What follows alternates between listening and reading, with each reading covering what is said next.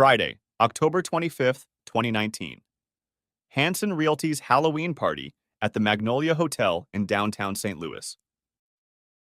Chris showed up late to the party. He was surprised to be here at all. Ever since Sarah, his first wife, had been killed 5 years ago by a drunk driver driving between parties, Chris had hated any Halloween party. For the past 4 years, whenever his now wife Steph asked, he always offered to watch the kids so she could go, but the pain still got in the way. A couple times, she'd made excuses to her boss and stayed home too. This year, Chris decided it was time to stop mourning Sarah and rejoin the party. No pun intended. He didn't tell Steph he was coming because he wanted to surprise her.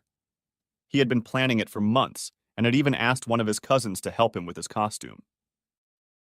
His cousin was a professional cameraman and had connections in the costume and special effects departments in the movie industry. Chris talked to Corey about getting him a Mandalorian costume. It was a big hit. No one else had any of these costumes on sale yet. The series doesn't premiere on the Disney Channel until next month. But Chris has always been a huge Star Wars fan and fell in love with the character as soon as he saw the very first trailer in August. Luckily, thanks to Corey's connections, he was able to put together a very compelling copy. Chris loved that the helmet would allow him to roam the party anonymously until he could surprise Steph. The party officially started at 7 o'clock, but most people didn't show up until an hour or so later. If the party was okay, it dragged on well past midnight, and since everyone was always having a good time, Steph's boss always rented out a few rooms for the guests so they could get some sleep instead of driving home in a drunken state. Chris and Steph usually got home from work around the same time, usually by 5:30, and this day was no exception. They had a quick dinner together with their 5 children.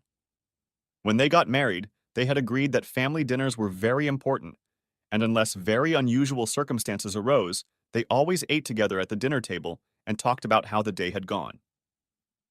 Just because Mom left for a party later in the day was not considered an unusual circumstance.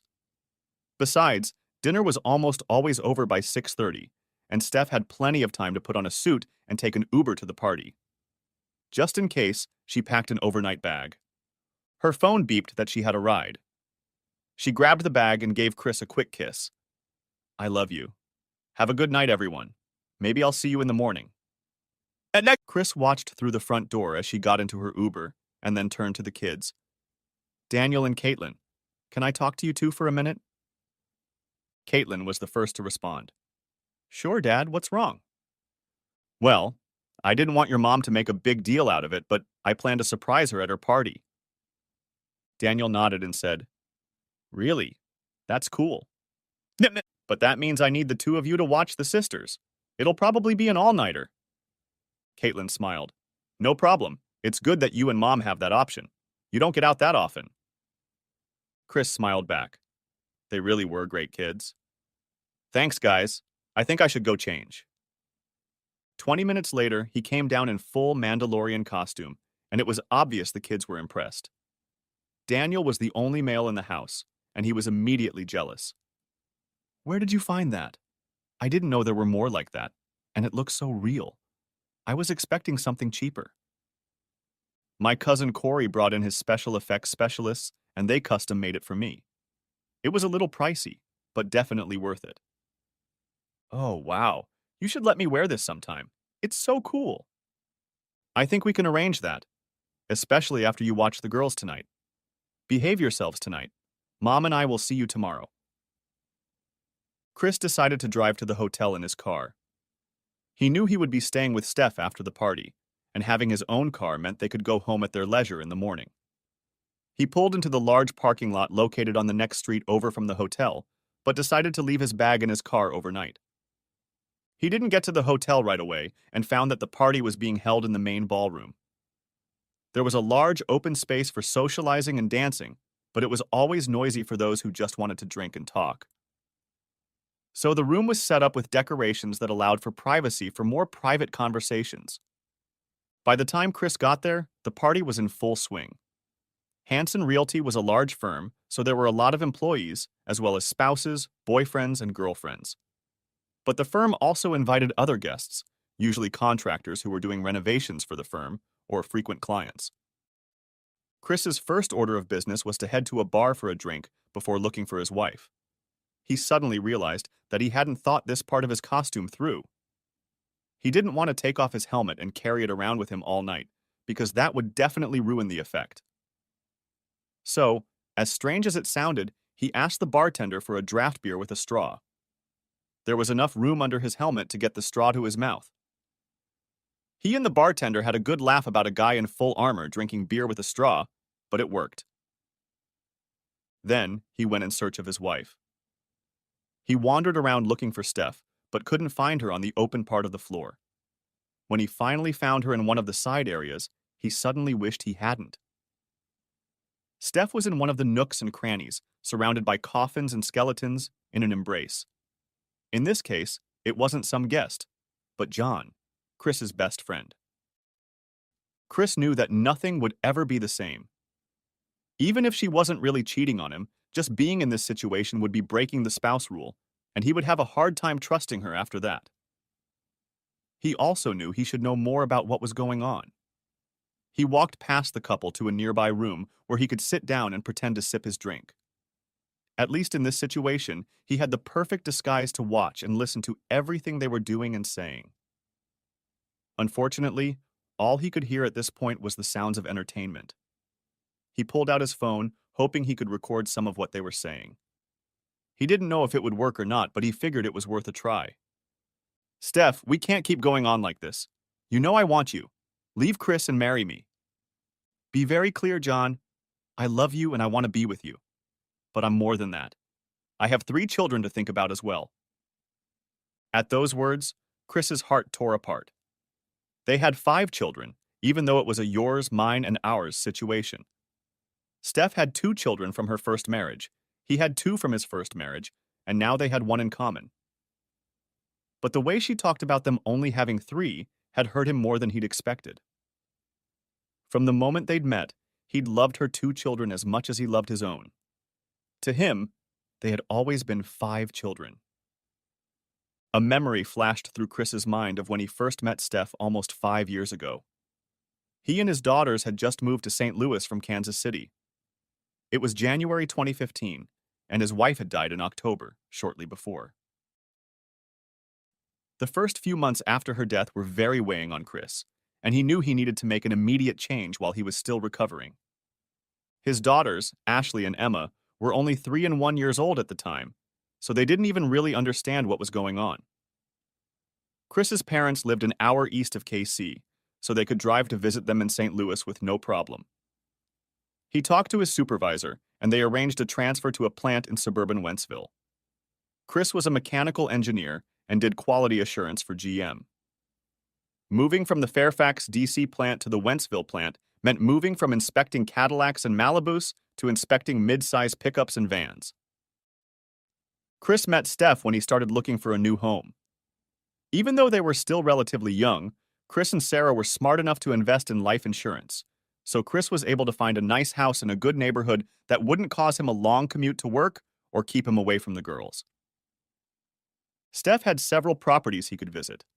They seemed to get along pretty well. And visiting several houses over the course of a few days gave them time to socialize with each other. They became fast friends, sharing stories about their families. Chris and Steph stopped for lunch and coffee as Chris began his story. Steph learned that Chris had first met Sarah at a Halloween party in college when they were sophomores.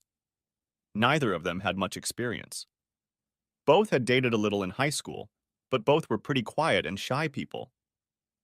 Chris joked that since he was an engineer, it was pretty obvious that he was a nerd, and it pretty much ruined his love life. Said Sarah wanted to be an elementary school teacher more than anything. She really wanted to teach kindergarten or first grade.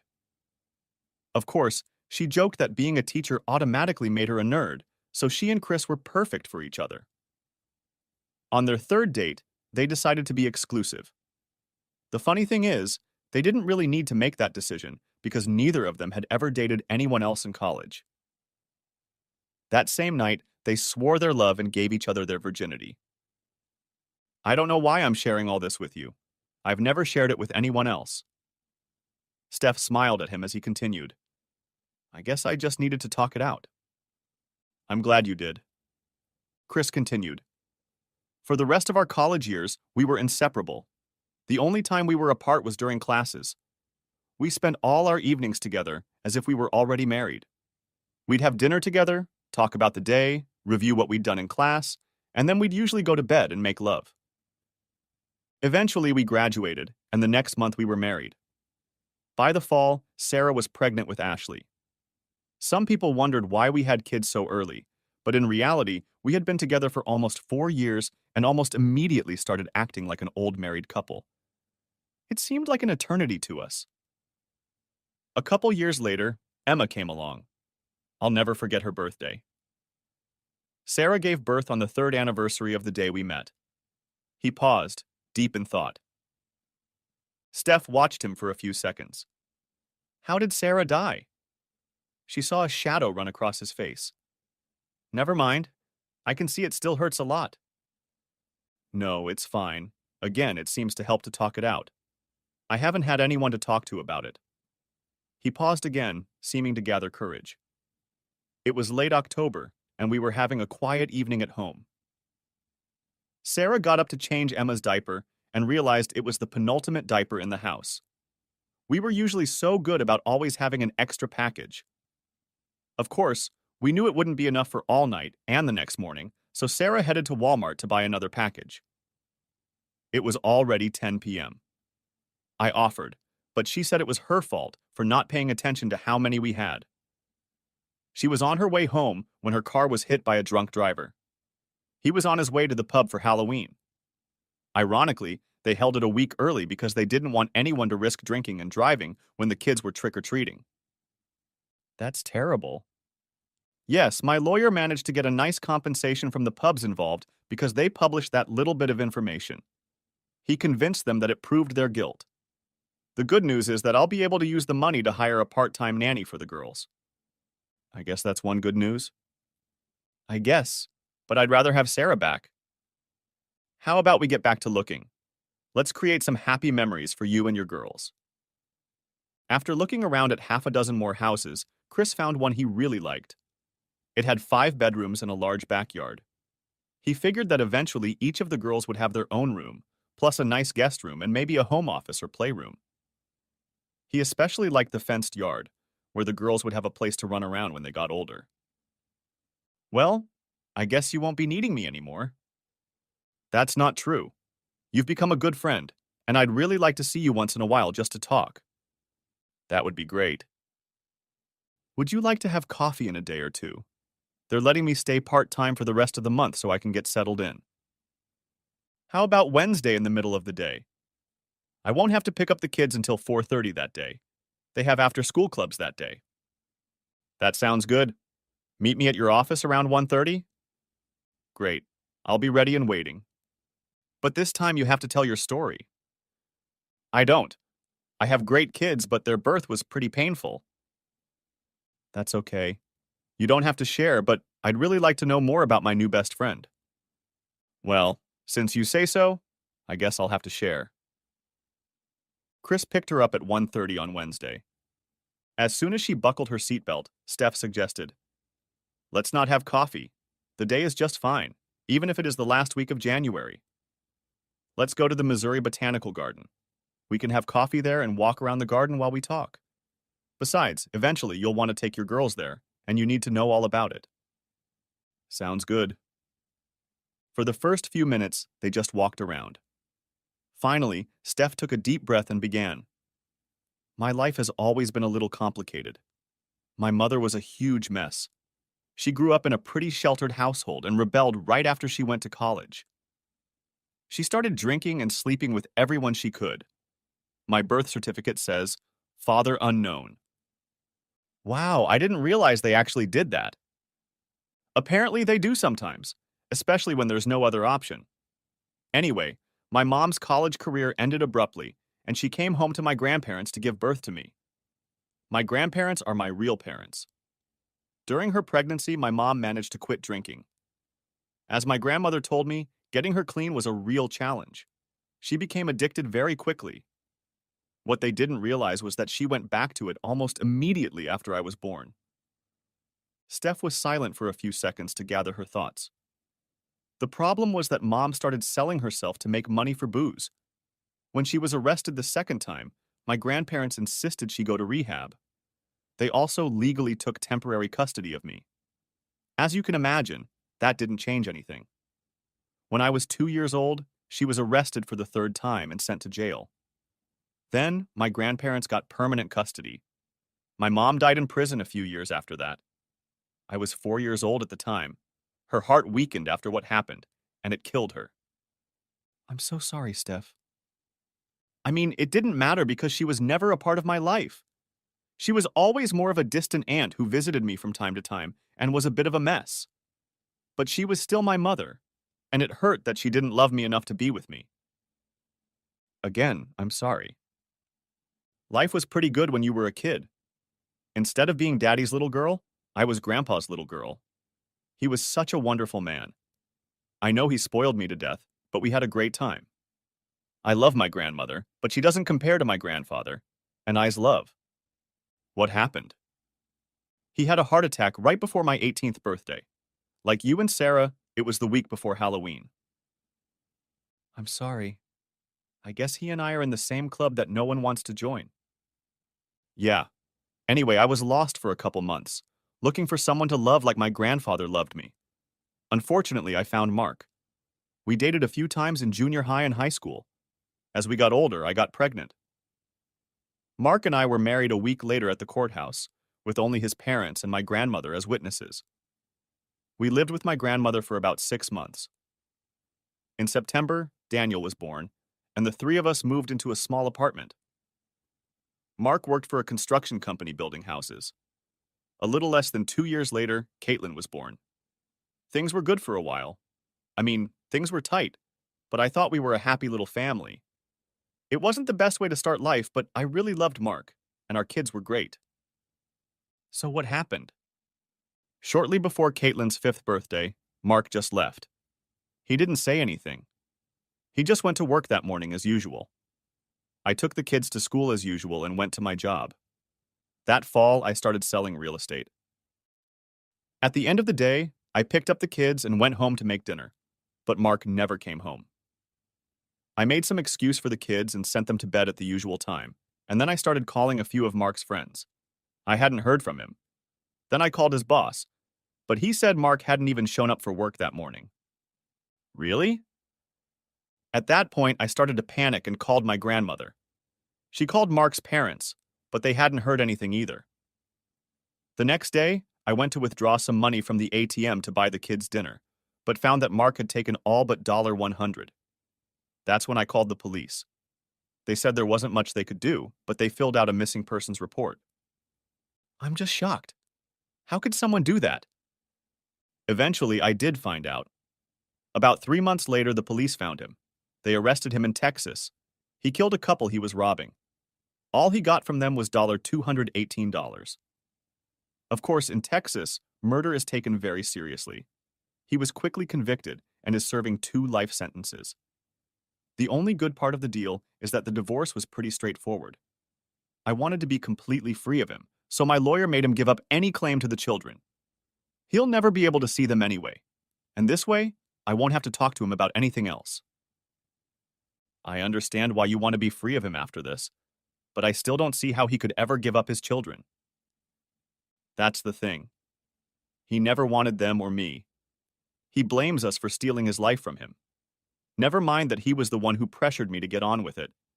I mean, I admit that after losing my grandfather, I really wanted someone to love me, but I was still able to take responsibility for the lives I brought into this world. Mark never could. Anyway, I didn't date anyone for over 4 years after that, and even after that it was sporadic. No one I know wants to inherit a family, especially one with grown children, and while I'm a bit of a loner, I won't sleep with anyone who won't agree to a total package deal. In other words, I haven't been with anyone in about 7 years. I can totally respect that. I think I have a long way to go for the same reason. I don't think I'll ever find someone to replace Sarah, and I'm in no hurry to try. It's good that we met. We can lean on each other until we're ready to move on. In the meantime, we can continue to raise our kids and have coffee once in a while. After that, Chris and Steph got together to chat about once a week. A little over a month later, one of the guys at Chris's work invited him to go out for drinks and a game of pool. Chris was putting off the offer because he didn't want to impose on his part-time nanny. She worked until he was home by 6 every day. Chris had mentioned it to Steph during their weekly coffee, and she had quickly offered to watch his daughters so he could go for a walk. He'd been hesitant at first, but decided it was time to make at least one more friendship. As soon as he dropped the kids off at her house, he was greeted by Daniel and Caitlin. He was surprised at how polite they were, as well as how eager they were to meet Ashley and Emma. Of course, Emma was only a year and a half old, so she didn't realize what was going on, but Ashley had very quickly latched on to the two older children. The age difference was pretty significant, but Daniel had brought some of his Legos to play with, and Caitlin had brought some books to read to the girls. Chris watched them play for a few minutes and then thanked Steph for doing it. He told her that he wouldn't be long, but she insisted that he take as many as he wanted. Chris and John spent about 3 hours at the bar talking and playing pool. In fact, Chris only had a glass and a half of beer, but he had a great evening socializing with his new friend.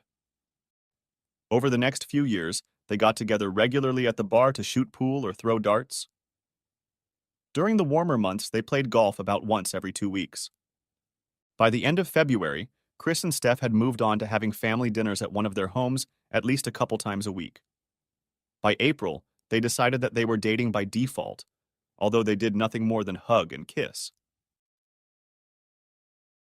One May week, Chris asked Steph to take the kids out for a Friday and Saturday night. His parents were going to be visiting for a few days and were willing to watch all the kids. Chris wanted to give Steph a romantic weekend away. It was their first time sleeping together. Over the next few months, they continued to spend more and more time together, though both were hesitant to take the next step. Before they knew it, it was October. Steph's firm was having their annual party, and she wanted to bring Chris along. It would be their first time meeting coworkers as a couple. Unfortunately, it was the same date that Sarah had died. It had only been a year, so Chris knew he wouldn't be good company. Steph understood everything, but knew she had to show up at least briefly. Chris practically insisted that she go and watch her kids while she was there. He knew it was required by all the staff, and after all, they had met, but hadn't made a firm commitment yet. Steph left, but she managed to get back to his house by 9:30, and they spent the rest of the evening together. A month later, Chris hosted Thanksgiving dinner at his house, although Steph largely helped cook. They also invited Steph's grandmother and Chris's parents. It was a wonderful dinner, and when they were done eating, everyone was talking around the table. Steph was a little surprised that Daniel and Caitlin didn't ask to be excused to play on their phones like they usually did, but sat in their seats with goofy grins as if they knew some secret. Chris had told them the secret the day before. It was actually more of a question, but they both readily agreed. Chris took Steph's hand at the table to get her attention. A year ago, I couldn't have imagined it would be like this. Here we are sitting around the table with the whole family and celebrating Thanksgiving. But I can envision one more thing that will make me even more thankful. Steph, will you marry me? Will you make this family whole? As soon as he began to speak, Steph burst into tears. When he proposed, she was suddenly dazed and unable to speak. But she began nodding her head vigorously, trying to hold her hand up so Chris could slip the ring on her finger. He barely had time to put the ring on her hand before she jumped into his lap, hugging and kissing him. Almost as quickly, she began communicating with her grandmother and his mother, planning the wedding she had missed years ago. The next few months passed quickly. Steph and her children moved into the house just before Christmas. Daniel and Caitlin had their own room. Ashley and Emma shared a room the entire time they lived there. The plans for the wedding continued. Because Steph's first marriage had ended, her grandmother insisted on a prenup. Chris didn't think anything of it, but he understood why Steph's grandmother wanted one. Basically, If a marriage dissolved due to abandonment or infidelity, the injured party got the house, primary custody of the children, and 70% of the property gained during the marriage. Anything gained during the marriage would stay with each person. This was mostly small savings, their separate retirement accounts, and the balance of Sarah's insurance and settlement money. Chris and Steph signed their signatures, and neither of them ever brought it up again. October came, and it was time for the Halloween party again. Like last year, Chris said he wouldn't be good company and excused himself. True, he said he'd be happy to watch the kids so Steph could go and have a good time. She thought about it, but decided it was more important to spend time with her new family than to go to a party. She explained this to her boss, who was more than happy to excuse her. He even told her that he respected her for insisting on going, because to him, family was really more important. After all, he was a man who had 4 children and 6 grandchildren. Chris and John still saw each other from time to time, but because Chris had started a family, the men went to bars to play pool and darts less and less often. Instead, John began to be invited to spend more time with his family. He came over for dinners and barbecues. Of course, Steph often tried to set him up with one of her single co-workers. The family continued to socialize. Daniel and Caitlin were happy to have a father and spent as much time with him as possible. The following fall was the first major change in the family. In September, on Daniel's birthday, Elizabeth was born. Even though he was a teenager, he was thrilled to hold and care for little Libby. He made no secret of the fact that he would be her protector for life. A month later, when it was time for the annual party, there was no doubt that Steph would stay in the family. After all, she was still on maternity leave. Chris snapped back to the present upon hearing Steph. He furtively glanced at the couple in the next alcove and saw them kissing. He tried to nonchalantly bring his phone over to take a quick picture of the couple. Their chatter told Chris more about what had happened. "Don't you wish you hadn't wasted all that time on those sluts you used to date?" "Oh God, Steph. I didn't actually like any of them at all. I only dated them to distract Chris from the fact that when I first met you all those years ago, I immediately fell in love with you. I rarely went to bed with them, and if I did, it was only because I felt so strongly about you that I needed a release. I have to admit that over the last year when I've entertained Chris, I've usually thought about you.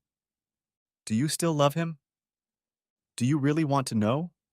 You're not jealous, are you?" she teased. "Honestly, I'm not sure I loved him. I mean, I care about him, and I was sorry about what happened to his wife. But I really wanted someone to help me raise my kids. I guess in a way I understand what Mark was upset about. Being pregnant at 18 stole my life too. I love being a mom, but I missed out on so much." "I understand. I've slept with a lot of women over the years, but you've had what, 3?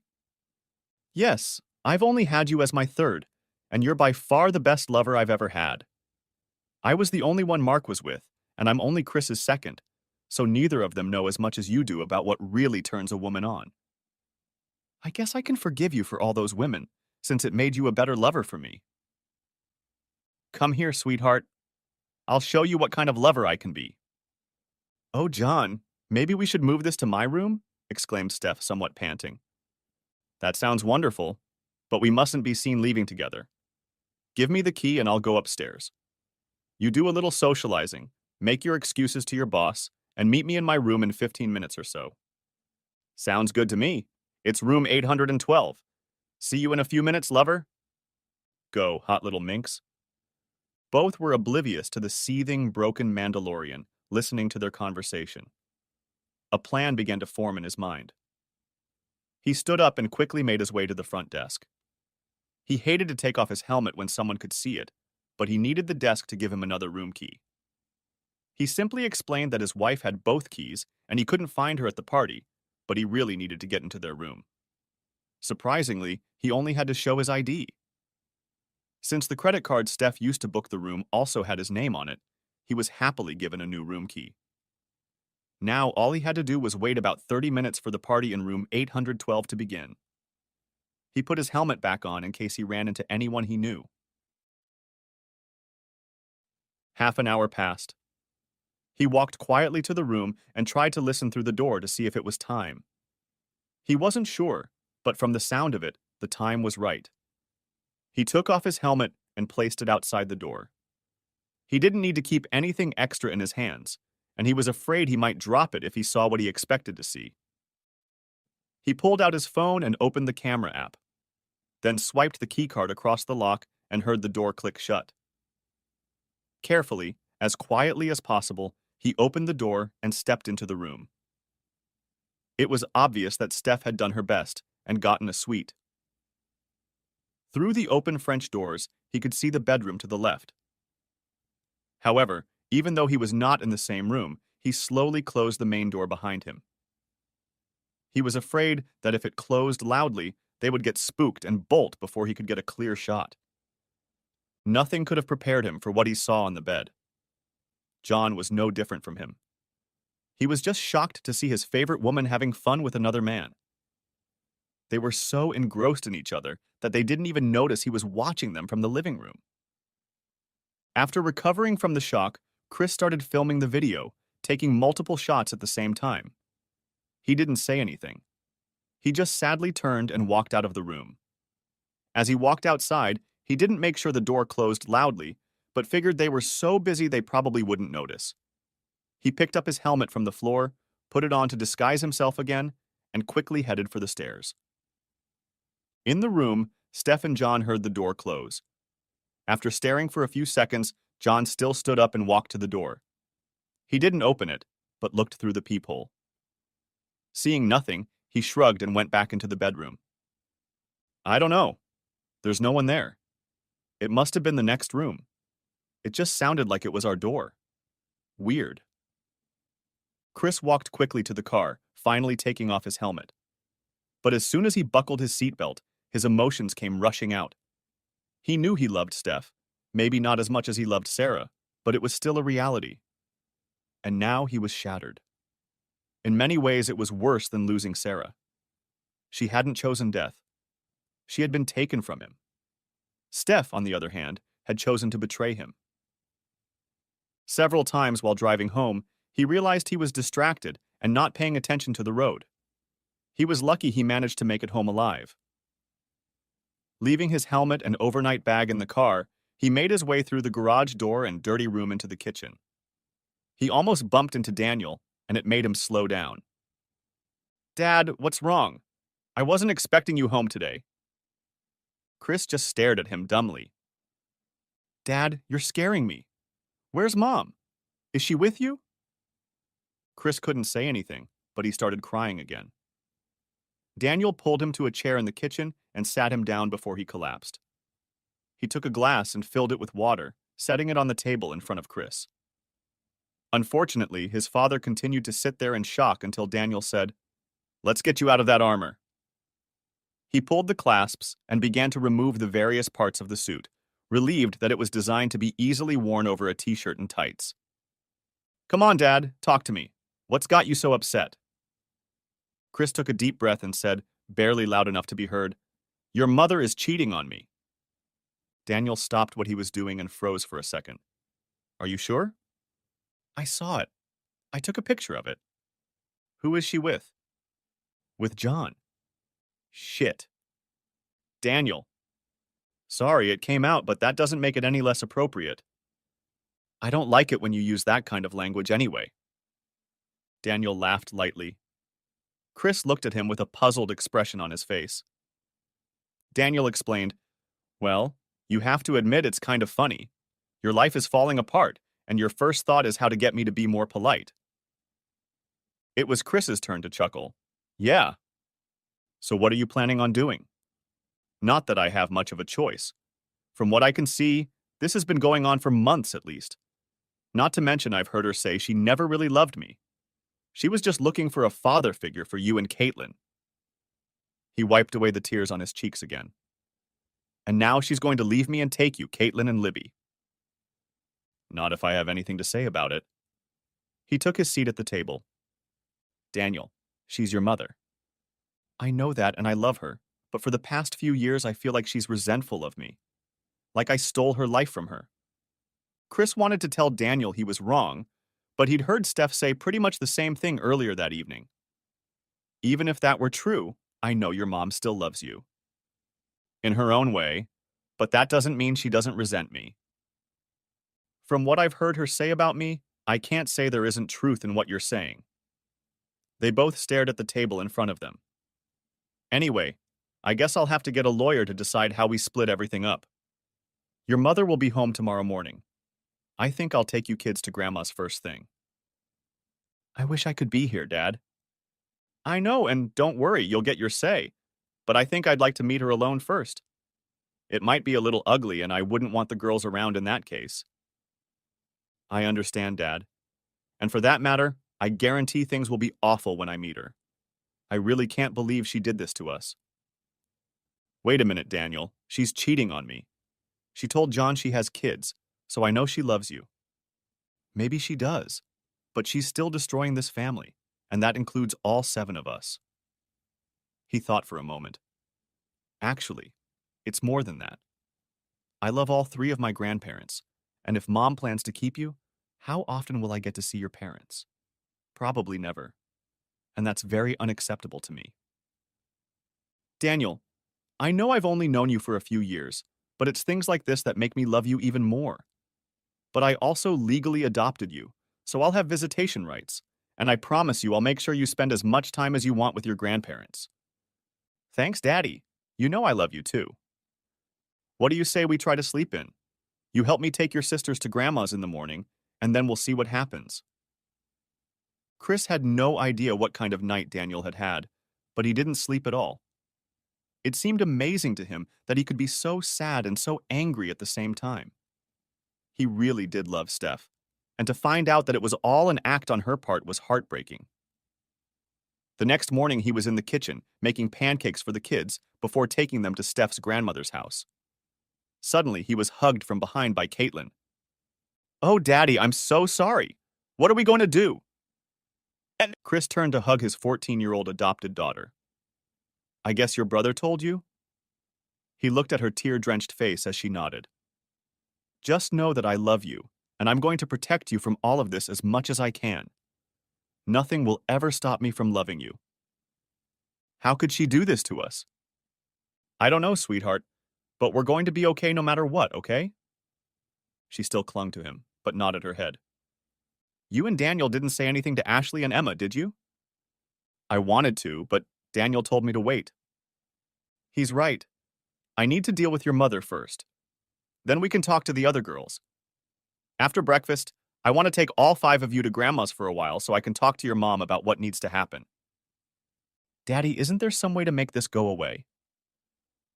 I wish there was, but after what I saw and heard last night, there's no way I can get over it, and there's no way I can ever trust her again. Caitlin said nothing, but gave another subtle nod of her head. Why don't you help make breakfast for everyone? You work on the pancakes for a couple minutes. I'll call your grandmother and see if it's okay to bring you over to her place. As she started cooking, she was able to recover a bit, and Chris went out into the living room to call Steph's grandmother. He explained that he needed some alone time with Steph, and she replied that she would be happy for the kids to come over for a little while. She was 80 years old, but was still very active and loved watching the kids.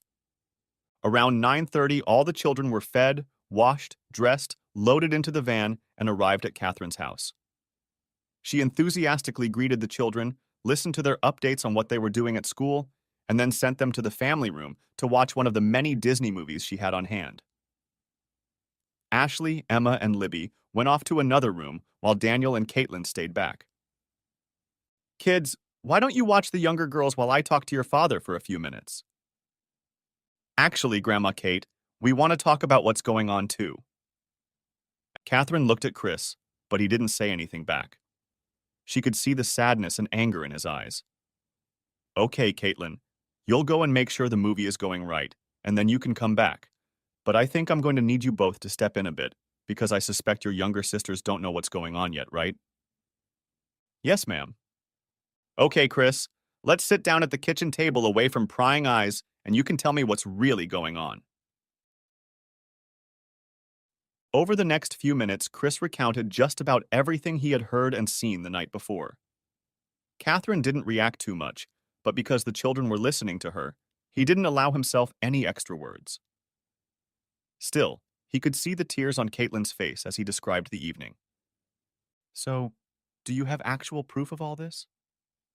I didn't actually listen to or watch any of it, but I tried to record their conversation in the ballroom, and I definitely videotaped them and took pictures of them in the room. How they didn't notice me, I'll never know, but it was a suite and I never went into the bedroom. I just took pictures through the open door. Next question, what do you want to do? Caitlin asked me the same question this morning. I can never trust her, and she basically said she doesn't really love me, so I guess we'll break up. I just don't want to go broke in a divorce, and I need to make sure the visitation is fair. Chris, have you forgotten that I made you sign a prenup? He looked up with a puzzled expression on his face. You're clearly the injured party. That means you'll have primary custody, the house, and most of the assets. Daniel and Caitlin straightened upon hearing those words from Catherine. Does that mean we get to stay with Daddy? I don't know, Daniel. Since Chris is only your foster parent, I'm not sure what the court will say. But I do know that in situations like this, the older children sometimes have the right to decide who they want to live with. Ashley and Emma will obviously live with you, Chris as the biological father, and Libby falls under the terms of the prenup. Daniel and Caitlin, on the other hand, will have legal issues. Daniel didn't hesitate. I want to live with Dad and all my sisters. Me too. I choose Daddy. Well, when the time comes, we'll make sure the judge knows about it. But that's still to come. You may change your mind before then.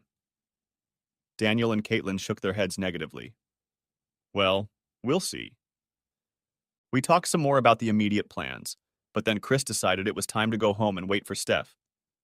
He expected her around noon because that would be shortly after the usual departure time, but barely had he walked in the door at 11 when a text from Steph arrived on his phone. Having a long chat with one of the girls, she's contemplating breaking up with her boyfriend. Needs support. I'll be home for dinner. Love, Steph. Chris thought, yeah, sure. Why do I think you're the girl who's contemplating breaking up? He typed, do whatever you want. We'll talk when you get home. If she noticed he didn't sign off with love, Chris, she didn't say anything back. He was pretty sure they'd gone to John's to do some more fooling around. He decided he had a little time to check his notes and see what he had caught. He uploaded them to the cloud and then sat down at his laptop to listen to the recordings made in the ballroom. The microphone picked up quite a bit of extraneous noise, but he could still hear the two lovers discussing their feelings for each other and for him. As for the video and pictures, he only glanced at them to make sure they were recorded correctly. He didn't feel like watching it again at all. It was painful enough for him to see it live. Watching it again only pissed him off even more. Since he had a few hours to spare, he decided to start collecting Steph's clothes and personal items that clearly belonged to her. Anything he thought he might need, he deliberately left alone. That would have to be dealt with in the settlement agreement. It didn't take long to fill the suitcase. He made sure to leave the one he always used when traveling. No sense in giving her this one. Luckily, they had several plastic containers to store things in. Many of them were already filled with her clothes. She had spent the weekend the day before changing out her summer and winter clothes. Each time he filled a container or suitcase, he carried it out to the garage and stacked it along the wall. Standing there, he realized he had a problem. Steph usually drove the Traverse, and he could easily fit them all in when they went somewhere. He had a Silverado truck, a car seat for Libby, and a booster for Emma. But if Daniel and Caitlin went their own way and stayed with him, he wouldn't be able to fit them and all 5 kids in his cab. Maybe it was time to buy a Tahoe. He could keep the truck to haul stuff, but an SUV would be better for the family. He glanced at his watch. Remarkably, it was still a little over an hour. He called the elevator to take him to the Chevy dealership. With any luck, he could return with a new car before Steph got home. 3 hours later, he was home with a brand new Tahoe. Thanks to the fact that he was a GM employee and the fact that he was willing to pay cash, he was able to get a favorable offer. He transferred money out of their savings, but decided it didn't matter. Since he was to receive 70% of their estate, He decided that the new car would be considered part of that estate. He loaded Steph's things into the Traverse and put it in the parking lot on the street in front of the house. Then he pulled the new Tahoe into the garage and moved the booster seats from the truck into the SUV. By then, it was about 5 o'clock, and he figured Steph would be home soon. He was somewhat relieved. Being busy all day kept him from dwelling on the pain of realizing his marriage was over. He was just pouring himself a glass of iced tea when the front door opened. "Honey, why is my car parked outside and why is it full of boxes and bags?" "Just because you're moving." "What are you talking about? Why would I be moving?" "Well, I've decided that since you really want to be with John, our marriage is over and you're leaving. I packed up all your clothes and most of the other things that clearly belong to you and loaded them into your car. Anything else you want, we'll probably have our lawyers handle." "Oh my God. How did you find out? What do you mean by lawyers?" "Well, my dear, when people get divorced, they usually have lawyers." He paused for a second and went out into the family room. He returned very quickly, carrying his helmet in his hands. "As for how I found out, I was there." "Oh my God. You were right there with us. I'm so sorry you had to find out that way." She certainly didn't seem shocked that he'd brought up the divorce. "I guess we have nothing more to say. You're obviously not as upset as I am, so I think what I heard last night is true. You never really loved me." "Oh, Chris, I care about you and I'm drawn to you because of what happened with Sarah. But no, I don't think I've ever really loved you." "Well, that's just great. I'm a really happy person. Maybe it's time for you to just leave." "Wait, why do I have to leave? I love this house. When I showed it to you, I was hoping I could live here and keep it. Why don't you just move out? I'll need it to raise my kids." "Steph, you're forgetting two very important things. First, this is my house. I bought it before we even started dating. Sure, you showed it to me and probably hoped to live here, but it's not yours. We never changed the deed to put your name on it, so it definitely belongs only to me. Second, as for the kids, you forgot that your grandmother insisted we sign a prenup. Maybe you thought it was just to protect you. Well, sorry to burst your bubble, but it's to protect both of us. You cheated on me, so I get the house, I get the property, I get the kids, and you get to walk away." "But you don't have any proof that we cheated. You just heard us talking." "Indeed. You're going to try to use the 'you have no proof' card. You may think you've planned this so carefully, but you really haven't. The number 812, right? Nice room, but you didn't pay attention to who else was in the room. All I had to do was show my ID at the counter and I got another key card. Do you want to see the video?" Steph was beginning to show shock. "You were actually in the room? Was that really our door that closed?" "It was when I was leaving. I came in pretty quietly, not that you both noticed. But when I left, I didn't care if you heard me. I guess it didn't matter much, since you spent all night and all today with him." "I'm so sorry, Chris. I never meant to hurt you." "Well, you did. It hurts a lot." For a few moments, they both stood like that. Chris stared at her intently. Steph couldn't look him in the eye. Her attention was fixed on the ground. "I think it's time for you to leave. I'm going to see a lawyer on Monday to start the process." Steph nodded her head sadly. As she headed for the door, Chris heard her snort a couple times. Any other time, he would have hugged her and comforted her. But not today. He even felt a little angry, like he'd been manipulated the whole time he'd known her. "The kids are at your grandmother's. I'm going to head over there in a few minutes to bring them home. If you want to talk to them for a few minutes while they're there, that would be fine." She turned to him and he could clearly see her tear-drenched face. "Thank you," she said in a breaking voice. "You might want to recover a bit before you get there." She nodded and walked out the door. Chris sipped his tea and called Catherine to let her know what had happened. He told her that Steph was probably on her way there now to see the kids. He would give her a half hour to get there, and then he would be there to take the kids home. Catherine sighed. "Sounds good. We've already eaten. Daniel and Caitlin have been pretty low-key all day, and the younger girls are starting to realize that. They're all pretty quiet." "No surprise there." So what's next? I spent part of the day gathering her clothes and personal belongings and loading them into the car. Where she's going to live, I don't know, and I'm not sure I care. She can stay with me for a while if she wants to. I don't know if she'll want to do that or if she'll just move in with John. I think she spent all day with him. She didn't get to the house until around 5. If she wants to see the kids, I'd rather it happen at your place. I don't want them around him, at least not right now. I think if they are together, the kids will have to spend time with him. Right now, I think I feel more betrayal from his side than hers. It sounds weird, I guess.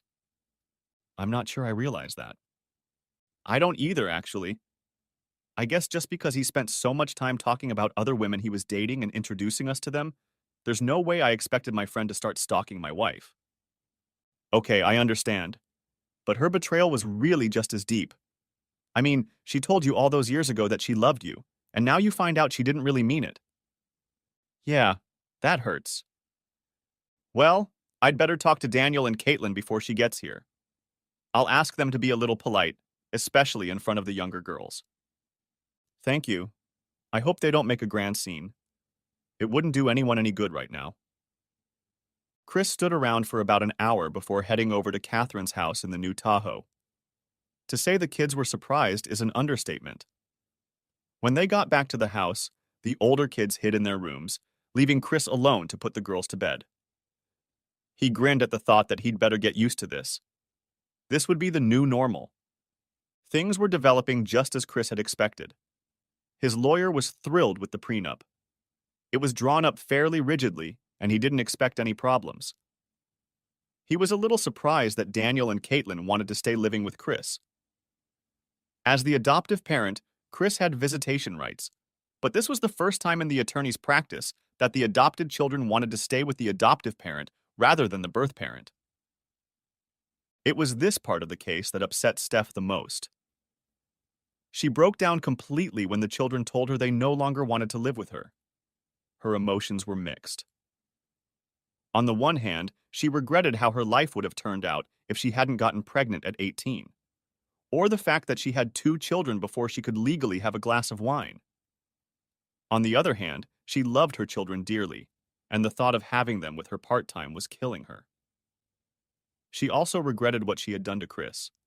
She cared about him, but marrying him probably wasn't really fair to him. They were both single and probably looking for a missing parent for their children. But was that a reason to get married? Chris spent the next few days talking to the kids, emphasizing the importance of them not pulling away from their mom completely. I understand that you're mad at her for this, but she's your mother, and before all of this, I don't think she ever thought about the fact that you might not choose to be with her. Please don't destroy her. I can't live with her anymore, but that doesn't mean I don't care about her. Yes, Dad, I realize that, but it just pisses me off when I'm around her. Maybe I should seek counseling for all of us. Maybe for your mother, too. Maybe it would help us all get over the resentment and adjust to the new reality of living in 2 different homes. I just wish she would see all of us kids as one family. I love all 4 of my sisters equally. It annoys me that my mom doesn't want to spend time with Ashley and Emma, and the girls don't understand why she's so cold to them. If she keeps this up, she's going to push Caitlin and I away too. I'll do my best to make her realize that. Another reason for all of us to get counseling. The next few weeks went about as well as could be expected. They received counseling in various combinations. Chris, Daniel, and Caitlin received individual counseling. Daniel and Caitlin were surprised at how much anger they still carried within them over being abandoned by their biological father. Their anger at their mother grew partly out of that. Chris needed to work through his issues surrounding the loss of Sarah and Steph. To learn how to function as 2 families now, the 4 older children met with a counselor and Chris one week and Steph the next week. Everyone trusted that Libby would adjust to what her siblings were doing, and she loved having Grandma Kate alone with her. In the end, counseling helped them realize that the idea of shared custody was in the best interest of all the children. No matter what, the 5 children would live together no matter what house they stayed in. For the time being, that meant they would be living in Chris's home most of the time. When Chris packed her things, Steph stayed at her grandmother's house for a few days at first. John quickly convinced her to move into his apartment. It was a nice place, and Steph was the realtor who sold it to him. Unfortunately, the apartment only had 2 bedrooms, so there was no place for the kids to stay. The other problem was that once Steph and John started living together full-time, their relationship started to change. Anyone who has ever been in a relationship knows that the beginning of a relationship brings a lot of joy. But once a couple starts living together, the flaws in the relationship become more noticeable. It wasn't long before the couple started having serious disagreements over nothing. Steph took it very hard. John was becoming more and more like Mark. He was almost expressing regret that he wasn't living the bachelor life. Part of Steph was beginning to realize that maybe she had made a mistake. Certainly, life with Chris was more peaceful. They did feel comfortable as an older couple. With the children coming along, there wasn't much excitement as there would have been if she was still single. True, she saw the kids for a few hours each weekday. Since there was no room in John's apartment, they had arranged for Steph to pick up the kids from the time school ended until 8 o'clock in the evening each weekday. Chris would leave them overnight and on weekends. If Steph and John got a bigger apartment, they planned to alternate weeks. John and Steph had a big fight about not being able to do anything on weekday evenings because of the kids.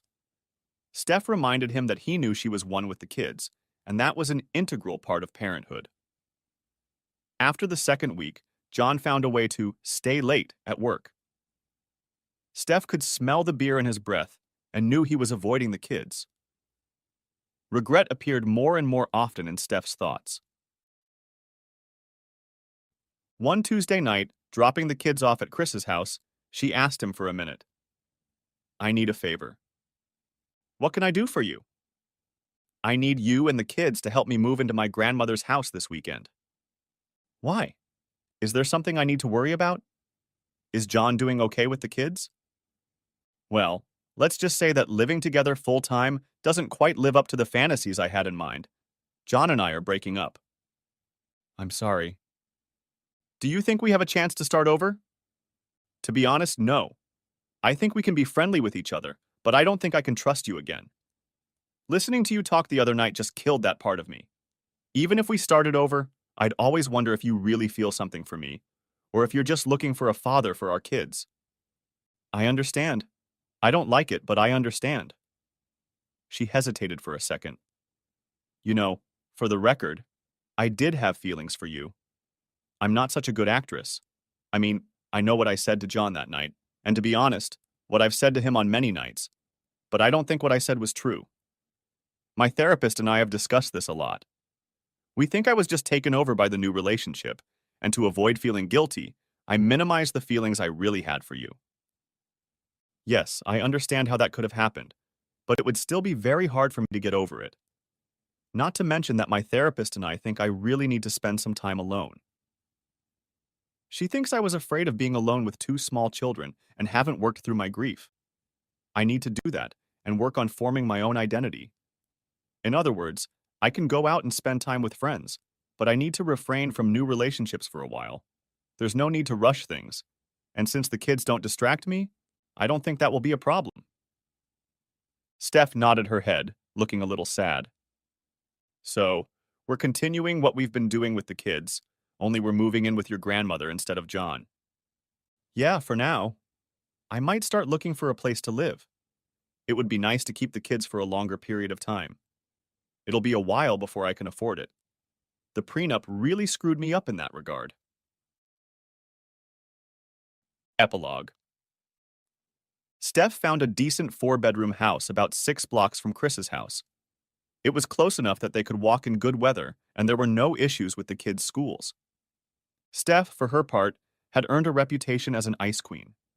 She rarely dated, and when she did, she was sure to make sure that the children came first for her. The biggest change came with Chris a few years later. When Libby went into 2nd grade and most of the parents went to a meet the teacher night at her school, Chris was fascinated by his daughter's teacher, Miss Emily Carter.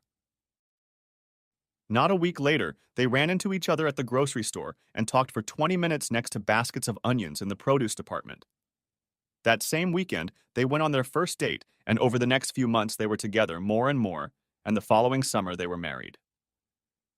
Daniel and Caitlin were in college by then, but Chris somehow managed to keep bringing families together. Emily was only a couple of years younger than Chris, and her first husband, Jackson, had died in a helicopter accident while serving in the military. The couple had twin daughters who were just Emma and Libby's ages. Chris wasn't the least bit surprised that Daniel quickly assigned his room to his new foster sisters, Isabella and Sophia. In the end, Chris had no regrets whatsoever. His life had been difficult, but in the end, he had the unconditional love of his children. What more did he need? The end. Thanks for watching. I hope you enjoyed it. So subscribe to my channel and watch the next video.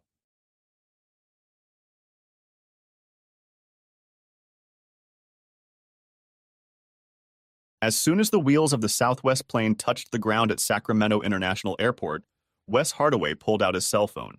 "Hi, honey," he said cheerfully when his wife Marlene answered. "I'm back from San Diego. The plane just landed, so while I'm packing up my things in my car, I'll be home in about an hour." "Yeah, I love you too. Bye." Heading down I-80 toward Fair Oaks, the accountant thought again about how much he disliked business travel. Wes didn't get to do it often, but when he did, it was usually for 2 or 3 nights, and he hated being away from home for that long. Unfortunately, his boss, Edith Norton, hated traveling even more than he did, so he was the one who had to make the quarterly trips south to represent the Sacramento office. But at least for the next 3 months, he was done with traveling. And maybe now, he thought hopefully, Marlene would want to start a family. She wanted to wait until her freelance art business was up and running. From what he'd seen of her work, Wes thought she was pretty successful, so he hoped she'd be more open.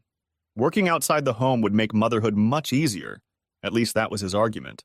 Driving down the smooth streets of Fair Oaks past rows of neat ranches, he hummed a classic rock tune he'd heard on the airport sound system.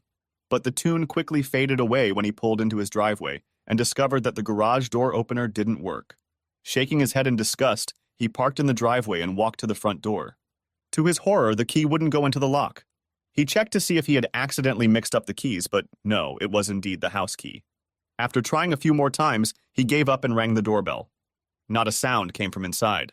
He tried again with the same result. "Hi, honey, it's me," he shouted through the door. "Something's wrong with the lock. Can you let me in?" When there was no answer, he knocked sharply on the door with his knuckles, hoping to get Marlene's attention. This time he heard movement inside. Then his wife's voice came from behind the door. "The reason your key doesn't work is because I changed all the locks. The garage door code was changed too." He stared at the front door incomprehensibly. "I don't understand, Marlene." "Let me in." "No, Wes, you can't come in. You don't live here anymore." "What do you mean I don't live here anymore?" "Of course I live here. This is my home." "What's going on?" There was a long pause. Then he heard a faint, "It's about time." His wife's voice grew louder. "Talk to whoever's behind you." Turning around, Wes saw a faceless man in a baseball cap walking toward him. Before he could speak, the stranger demanded, "Are you Wesley Hardaway?" "Yes, but who—" Before he could finish, the stranger shoved an envelope into his hand. "Wesley Hardaway, you have been served." But what's this?" "This, sir, is a copy of your wife's petition for divorce." "Divorce." "Quite right, Mr. Hardaway. Furthermore, your wife has asked that a copy of this temporary restraining order be served upon you. It requires you to stay at least 200 yards away from Mrs. Hardaway at all times." "What? That's insane. Why would I—" Wes cut the words short, turned, and started pounding on the front door. "Marlene, let me in. We need to talk about this." "What? What seems to be the problem, sir?" came a deep voice from behind him, and Wes turned around to see a Sacramento cop standing on the sidewalk, one hand resting on the holster of his automatic. Before Wes could mutter an explanation, the stranger in the cap spoke up for him. "Mr. Hardaway has just been notified that a temporary restraining order has been placed on him, officer. He must move at least 200 yards from his wife's house." With these words, the bailiff approached the officer and handed him a copy of the temporary restraining order. The policeman in the black uniform looked over the form cursorily, then turned to Wes. "Sir, you're going to have to leave this place immediately. If you do not, I will be forced to arrest you for violating a court order." He looked at the stunned expression on Wes's face. "Sir, do you understand what I said?" He had always been taught to respect authority, so Wes blinked a few times, then nodded uncertainly. "Yes, officer, I think I understand." With those words, he began to make his way down the walkway to where his car was parked. His gait was like that of a man stunned by a blow to the head, barely conscious of his surroundings and barely aware of what was going on. Under the supervision of several neighbors, he drove the car out of the driveway and then slowly drove back the way he had come. "What do I do now?" he asked, still in a daze. "You're safe now, Mrs. Hardaway," the policeman shouted through the door. "He's gone." "Thank you, officer," came the reply. "I'll just stay in the house for a while." The policeman nodded at the door, turned and left, just as the performer did. Marlene Hardaway stood at the front door and took a deep breath, but not of relief, but of elation. "I did it," she thought jubilantly. He never realized what had struck him. At the same moment, she began to have fun with the man, Wes.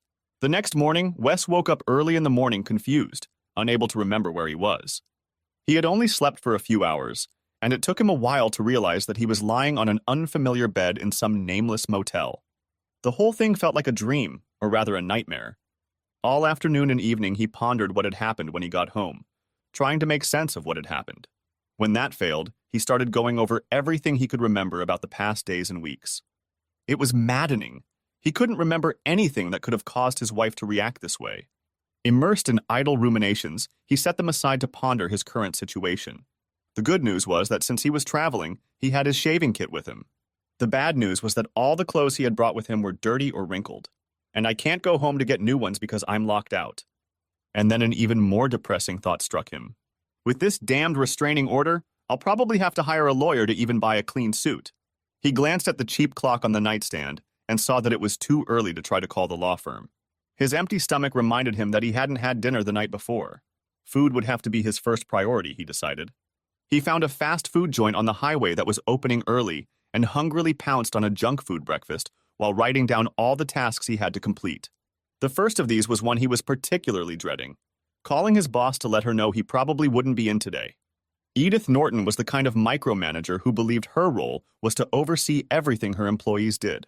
Even after sending him to San Diego, she resented the fact that Wes was absent. He knew she wouldn't appreciate his absence the first day he was due back. He returned to the motel and called Edith's number ahead of time, hoping to dispense with the voicemail. But sure enough, she answered on the second ring, and her reaction was exactly what Wes had feared. He'd planned to blame his absence on a cold, but she'd refused to accept that explanation. So, unable to come up with an alternative excuse, he'd been forced to admit the truth. She was not satisfied with the headlines and continued to question him until he was forced to detail the whole horrific event. Her response was less than sympathetic. She kept saying, "You must have done something that made your wife act like that." The only way he could convince his boss to let him stay was to warn her that without a change of clothes, "I'd probably stink up the whole apartment." She snickered and reprimanded, but finally agreed, warning him, "You'd better be at work tomorrow in clean clothes." He cursed under his breath and quickly hung up. Having finished with this unpleasant business, he set about finding a lawyer. There was no shortage of law firms in California's state capital, but most of the larger firms didn't even list family law in their practice. Helplessly scrolling through online listings, he decided to look for best family law attorney in Sacramento. But when he called the recommended firm, he soon discovered that Marlene had already contacted them. Wes tried several more recommended firms to no avail. None of them could even meet with him for several weeks. Finally, desperate, he set out to find a small firm, hoping its attorneys wouldn't be too busy. The first place he called was Winston Samuels and Associates, and he was pleased when the receptionist informed him that Mr. Samuels had some free time that afternoon. He made an appointment, but after hanging up the phone, he began to wonder why the lawyer wasn't busier. Nevertheless, he decided to act. "I need to find some help right away," he said to himself. After doing the first two things he did, he sat down in an uncomfortable motel chair and thought about it, looking at his wrinkled pants. He didn't feel like trying out the motel laundry room. "It'll probably be easiest to buy a change of clothes for tomorrow," he decided. This prompted him to check his bank account. He was relieved to see that his last paycheck had been deposited into the account while he was out of town. Then he remembered his meeting with Winston Samuels. "I wonder how much it will cost." He quickly checked the money market account that he and Marlene had jointly maintained, and was horrified to see that there was $1 left in it. "Heck, I can understand her taking half, but to clean out the whole account is just wrong," he raged. He finally cooled down enough to add that to the list of things to discuss with the new lawyer. The next task was to drive to the Target store in Arden and do some shopping. He managed to find pants and a shirt suitable for the office. Then he added socks and underwear. After putting the purchases in a large red Target bag, he impulsively decided to drive to his house. Driving slowly down the block, he tried to peer into the windows to see any signs of life. Seeing none, he drove sadly back to the motel, stopping only to grab more fast food. After a lonely lunch in his hotel room, Wes drove downtown to the address of the law firm he had called. The firm was located in an old office building a few blocks from the Capitol Mall. After studying the directory in the lobby, he took the elevator to the 6th floor and walked to a glass door with an old-fashioned gilded sign that read, Winston Samuels and Associates. When he entered and introduced himself, the receptionist invited him to sit down and then disappeared through the door. A few minutes later, she reappeared and asked him to follow her. The woman led Wes to a corner office and opened a door labeled Winston Samuels, attorney at law. The man who shook his hand looked to be well into his 60s, with short gray hair slicked back and wire-rimmed glasses hanging over his ears. Well, Wes thought, at least he looks experienced. Encouraged by the lawyer, Wes quickly recounted what had happened at his house and then handed him the papers the process server had handed him. Samuels took his time going through them, then looked at Wes carefully. Very good, young man. What would you like me to do for you? Wes threw him a pleading look. Perhaps you can somehow get this restraining order lifted? If I could meet with Marlene, I'd try to talk her out of it. She's lost her way, and I don't even know what's wrong. Samuels interlocked his fingers, then turned to look out the window. After a few seconds, he turned back to his new client and leaned forward again. If I may, I'd like to share a few thoughts with you. Wes nodded, and the man began to list his considerations on his fingers. First, in California, you cannot prevent a divorce if the other partner wants one. To put it bluntly, your wishes don't matter. Second, by locking you out of the house, your wife has made it clear that she does not want to discuss her decision with you. Third, she reinforced her wishes by obtaining a restraining order that effectively precludes her from seeing you at all, except in the presence of her attorney. Fourth, by seizing your joint bank account, she is trying to pressure you into agreeing to the divorce as quickly as possible. We will eventually recover your half of the funds, but she is hoping you will feel the financial pressure sooner, especially with your additional living expenses. Don't forget, you are still responsible for the mortgage, utilities, and other expenses necessary to maintain the home, even if you don't live in it. Finally, you need to know that your wife is not off the hook, as you put it. She's been planning this for a long time. How do you know that? Muttered Wes. Samuels looked at him calmly. Getting a restraining order isn't something you can do in a day or two. She had to hire an attorney a while back. It would take time for her attorney to prepare the motion and present it to the judge for review and approval. Likewise, it took time to hire a bailiff and change the locks on the house. Obviously, she had it all meticulously planned out in advance. Wes sank into a chair. She never once hinted to me that anything was wrong. He shook his head in bewilderment. She even confessed her love to me when I called from the airport. The older man didn't respond in any way. Wes sighed. Well, I guess I'll get a divorce then. He shook his head angrily. But I'd still like to know why. Why did she decide to end our marriage without even discussing it with me? Samuels shook his head. I can't say anything about that, but I may be able to refer you to someone who can. There is a detective agency whose services our firm engages on a regular basis. They are efficient, effective, and reasonably priced. In addition, they are convenient. After all, they are on the same floor of this building as we are. I'd be happy to contact them on your behalf if you wish. You're damn right I will. I want to find out what's going on. The lawyer picked up the phone and asked the receptionist to contact him. A few minutes later, she knocked on the door and peeked inside. Trevor can see Mr. Hardaway as soon as you two are done. Half an hour later, Wes was standing outside the Sacramento Confidential Investigations office. He noticed that the door bore the same gilded lettering as the attorney's office. Reluctantly, he knocked on the door. Almost immediately, a trim, middle-aged man in a tracksuit and slacks opened it. Come in, Mr. Hardaway, the man greeted him. I've been expecting you. I'm Trevor Samuels, head of the SCI division. Nice to meet you, Wes replied politely and shook the man's hand. Then he paused.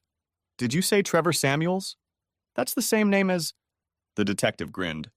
Yeah, I'm Winston's brother. We both went to law school, but Win got his law degree and I got my detective's badge. After I left the police force, he and I developed a mutually beneficial partnership. Noticing the hesitation on Wes's face, he hurried to continue. But don't let that put you off. I spent 25 years as a detective in San Francisco before going out on my own, so I know what I'm doing. Now get back to my office and let's talk. The detective listened in silence as Wes told his story. Your brother says I can't stop this divorce, he concluded, but I'd like to know what's really going on. It's bad enough having your whole life turned upside down. And getting ambushed like this is just salt on the wound. It's so humiliating that she locked me in the house and gave me a protection order. I want to know why she did all that." The detective nodded prudently. "I can certainly understand that, and I'm sure we can give you answers as to why she did what she did. But I don't need to investigate anything to guess why she took that protective order. Assuming you're honest with me and you never hit or hurt her? No, definitely not." "I would never do that," Wes muttered. "In that case, I'm sure your wife is laying the groundwork for her future at your expense." Wes threw him a confused look. "When her friends ask her about the divorce," the detective explained, "all she has to say is, 'I don't really want to talk about it, but I had to issue a protective order on Wes. From now on, you're the bad guy. Everyone will think they know why she locked you up and filed for divorce. Your reputation will go down the toilet, and she, the Holy of Holies, will never say a word against you." Wes's mouth dropped open. "I can't believe she could be that evil." Trevor nodded. "She set things up very cleverly, Mr. Hardaway. Now the only question is why. I think I'll be able to answer that question pretty quickly, probably as soon as a week from now." "That would be great," Wes replied, shaking his hand. For the rest of the day, Wes did everything the lawyer recommended to protect his financial affairs. But the information he had learned earlier continued to gnaw at him. The next morning, Wes went to work at the usual time, but he was greeted in the lobby by Edith Norton. "I see you've decided to grace us with your presence this morning, Mr. Hardaway. Between slacking off at the San Diego conference and wasting time on your sordid personal life, you have a lot of work piled up on your desk. I hope you'll be more diligent in reducing it." "God, how I hate that woman," he thought, but only nodded and hurried to his cubicle. By skipping lunch and working hard, Wes had actually managed to do a decent amount of damage to the backlog of work. But all his concentration evaporated in an instant when Trevor Samuels called late that night. "We've caught a lucky break, Wes. Our researcher managed to find some information that I think you'll find very interesting. Can you come back tomorrow and familiarize yourself with it? Can't you tell me now?" "I don't mean to be cryptic, Wes, but our policy is that we always present our findings in person." "Okay," Wes reluctantly agreed. "I'll try to carve out some more free time. If you don't hear from me, I'll come by first thing in the morning." Miss Norton proved to be as unfriendly as he feared. "Mr. Hardaway, I don't care what goes on in your home life. You can't just take off work whenever you want. I've been generous with you so far, but if you insist on taking tomorrow off, it must count against your vacation. Is that understood?" "Yes, ma'am," he replied sullenly, not the least bit concerned about losing a vacation day. "What do I care about? The vacation I had planned to spend with Marlene isn't going to happen anyway." When Wes walked into the office the next morning, Trevor Samuels was in high spirits. "We're in luck," he told his client. "Come on in and I'll show you what I'm talking about." He led Wes over to his desk and turned the computer screen around so Wes could see it. The detective clicked on a file and a strange, distorted image of Wes's house from across the street appeared on the screen.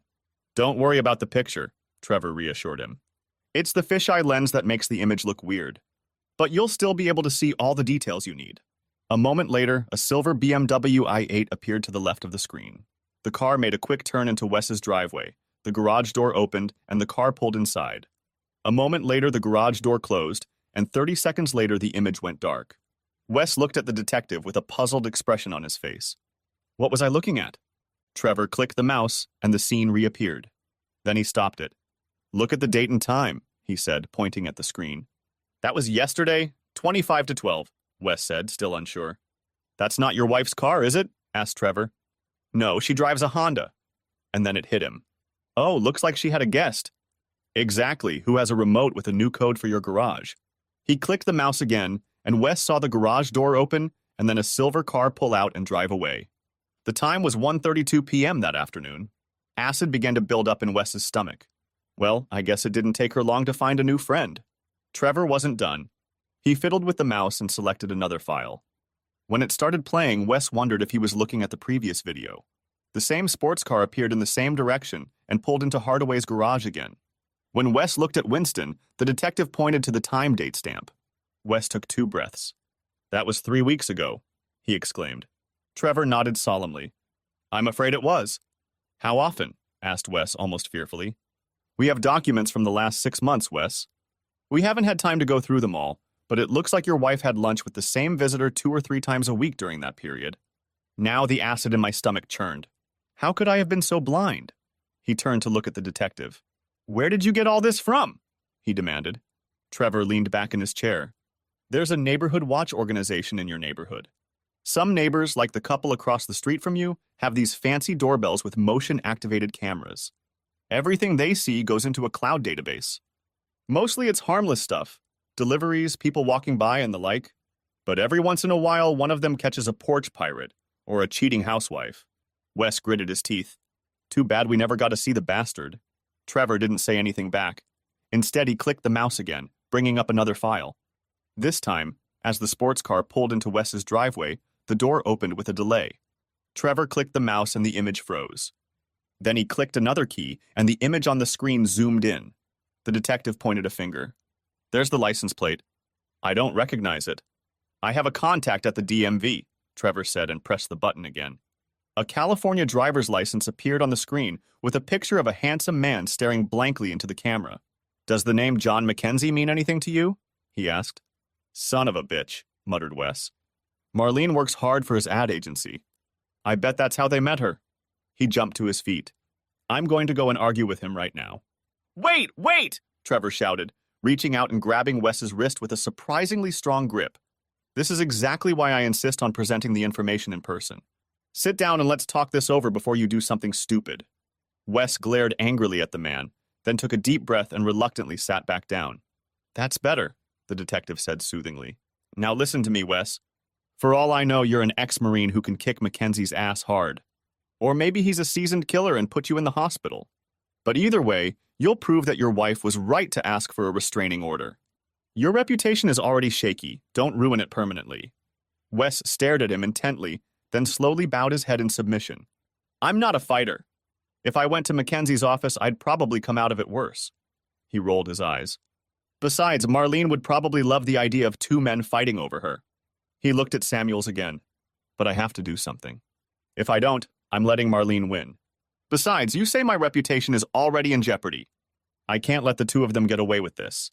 Look, Wes, I understand your feelings, but there are other ways to get what you want without putting you in jail. Yeah? Like what? I discussed your case with Dash Daniels, my IT expert. She knows all about social media and new media. She has some ideas. I think you should listen to her and see what you think. Wes looked at him skeptically. I don't know. Come on, she's right down the hall. Just give her a chance to tell you what's on her mind. That way, if you don't like it, you won't lose anything. Trevor led a reluctant Wes down the hallway to a door draped with a square of wood that read, Anti-Social Network. Ignore it, the detective said hastily. It's just her weird sense of humor. He cast a glance at his client. I know she's a bit unusual, but don't let that put you off. With those words, he knocked on the door and stepped inside, with Wes following at his heels. Wes's first impression was that he had entered a college dormitory. In the center of the room was a battered wooden desk with several flat-screen monitors, one of which was the largest Wes had ever seen. Against one wall stood a mattress piled with books and magazines. The dark gray walls were hung with posters of famous personalities, most of whom Wes didn't recognize. But the most unusual thing about the room was its occupant, a tall, slender girl of indeterminate age, dressed in tight black high-waisted jeans and a black sleeveless t-shirt that left her midsection exposed. Exotic tattoos adorned the sleeve on her left arm. She wore dark, gothic makeup that contrasted with her hair, which was dyed pure white and styled with gel to make it stand up in a loose curl, except for her right ear where it was cut short. To Wes, she looked like a Japanese anime character. While he tried diligently not to look at her, she held out her hand for a handshake. I'm Dash Daniels, she said in a soft voice that didn't seem to match her appearance. You must be the chitty. Wes instinctively returned the handshake when her words reached him. What? He asked.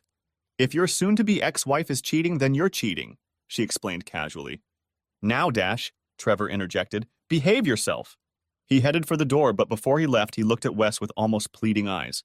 Just hear her out, okay? Then he was gone. Wes turned around apprehensively, but Dash invited him over to the futon. Okay, have a seat and tell me all about it. She then sat down on the other end of the futon, crossing her legs, and Wes noticed that she was barefoot.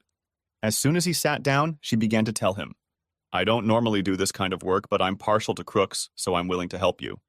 I already know the basic facts from my father, but... Wait a minute, Trevor is your father? Yes, she grinned wryly, and Winston is my uncle. I guess you didn't know it was a family business. Anyway, I hear your ex has put you between a hammer and an anvil. If we're going to shift this onto her, I need to know all the details about what she did, what you did, and how you feel about it. Heart and soul. You know what I mean? Not really, Wes admitted. And you'll have to forgive me, but I don't know what you do and how a computer jock can help me. No offense. She grinned. No offense taken. As you've heard, I do a lot of research online for my dad and uncle. But what I really enjoy is social media, reputation management, and influencing attitudes. It's what you need if you want to counter what your ex is trying to do. But, he objected uncertainly. Look, she said patiently, do you use the internet a lot? Do you have a Facebook page, a Twitter account, post videos on TikTok, watch channels on YouTube, sell things on eBay, follow your friends on Instagram? Any of that? No, not really. I mean, not once. Despite the dark lipstick, she was smiling charmingly, he decided. Okay, then let's go over social media for dummies, shall we? The fact is that a huge and rapidly growing segment of the population is online almost all the time. That's where they get their news, that's where they meet people, that's where they find entertainment.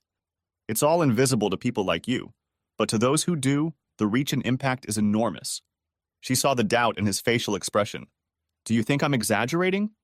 There are people on YouTube who make $6,000 a year playing video games. There are thousands of small companies that don't have stores or factories, but make a lot of money selling goods through Amazon. There are giant companies whose most influential spokespeople are not movie stars, but internet personalities. It goes on and on. There are concepts, images, music, and phrases that permeate society, and unless old media picks them up, you'll never know about them. Conversely, there are celebrities and public figures who are praised or reviled solely on the internet, and their success or failure depends on how the Twitterverse reacts to them, if we're talking about just one medium. But what does all this have to do with me? To tell you the truth, I don't know yet. But my job is to find a way to get the attention of this invisible audience and sway them to your side. If I succeed, your ex will be helpless. Can you really do that? We'll see. But if you're willing to try, now I need you to tell me your story again.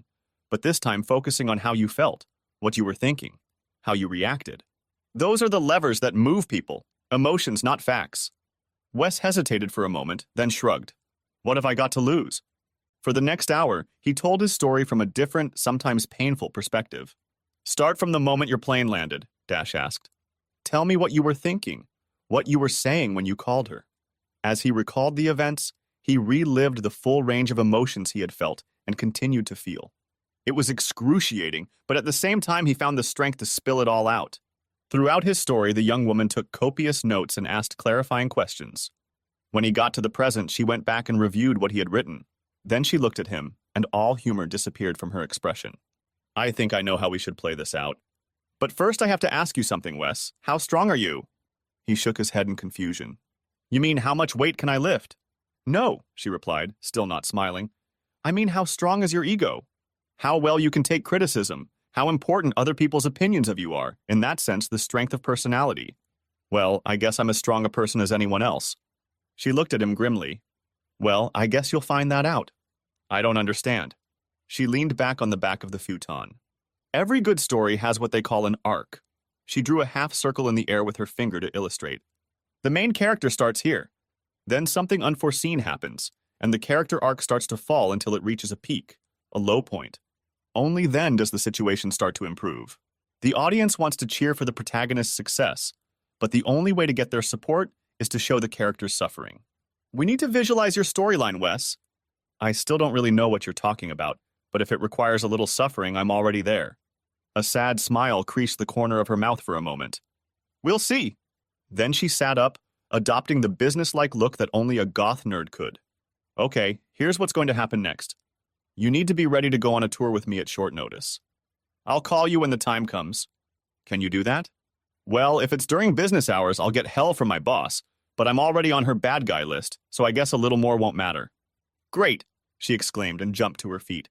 I'm going to love this, she grinned, shaking his hand. I hate cheaters. Wes walked out of the building, trying to remember everything that had happened since he'd walked in. What did I deserve all this? He groaned. And what have I gotten myself into now? A day later, Wes was eating lunch at his desk when the phone rang. It was Dash. Can you pick me up? She asked.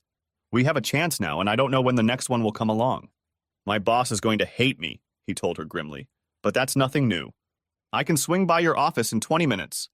Miss Norton was indeed annoyed by Wes's request, but since he had a lot of work piling up, she reluctantly agreed. But remember, all that personal time is deducted from your vacation, she shouted at his back as he walked toward the door.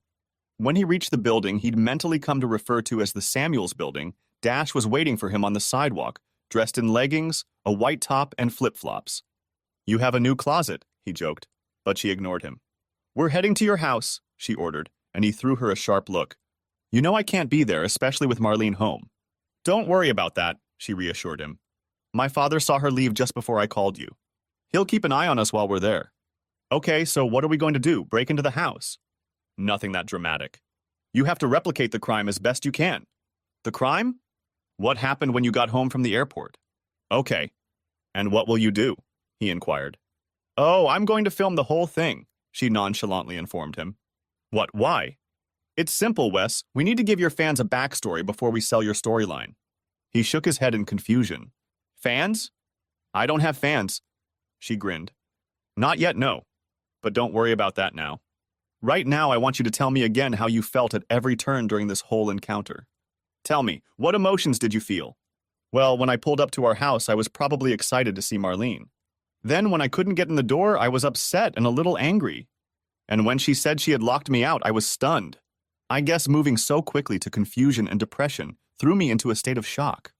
I couldn't understand what was happening to me. I was so stunned I couldn't even figure out what to do. Everything else, the bailiff, the restraining order, the police, it all just added to the confusion and despair I was feeling. Wonderful, she exclaimed. Now, when we get to your home, I want you to tell us step by step what happened. We must see all the emotions you have just described to me. Do you think you can do that? I don't know, he said doubtfully. I'm not a very good actor.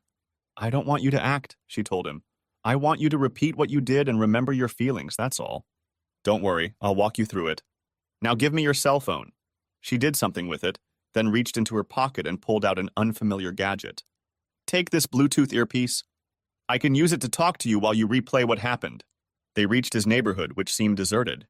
When he pulled into his driveway, Dash helped him remove the earpiece and carefully hid it out of sight. Then she called him on her cell phone. Speaking softly, she motioned for him to get out of the car and walk to the front door. When he looked back, he saw Dash on the sidewalk with a second phone in her hand, filming him. Don't look at me, she said. Go try to walk into your house like you did before. Wes turned away and walked out onto the porch. As he tried in vain to open the house with the key, he felt himself remembering that day, and his mood soured. Ring the doorbell, Wes, he heard, and pressed the button, remembering how frustrated and confused he felt. Now knock on the door, he heard, and knocked hard on the door with his knuckles, feeling the growing irritation of not being able to get into his own house. Marlene's yelling at you through the door. She says she changed the locks. And then she drops a bombshell. She wants a divorce. Wes staggered back, remembering how stunned he'd been. He remembered not only what she had said, but the venom in her voice. He tried to contradict her, but she didn't hold out. There's a bailiff following you, a voice in his ear prompted. And as he turned, Wes saw Trevor Samuels, wearing a low-crowned cap, walking toward him with a sheaf of papers in his hands. He handed Wes one copy and then began to read from it. The typed text made no sense, but Wes stared at it as if it contained his death sentence. He turned toward the front door. He heard it.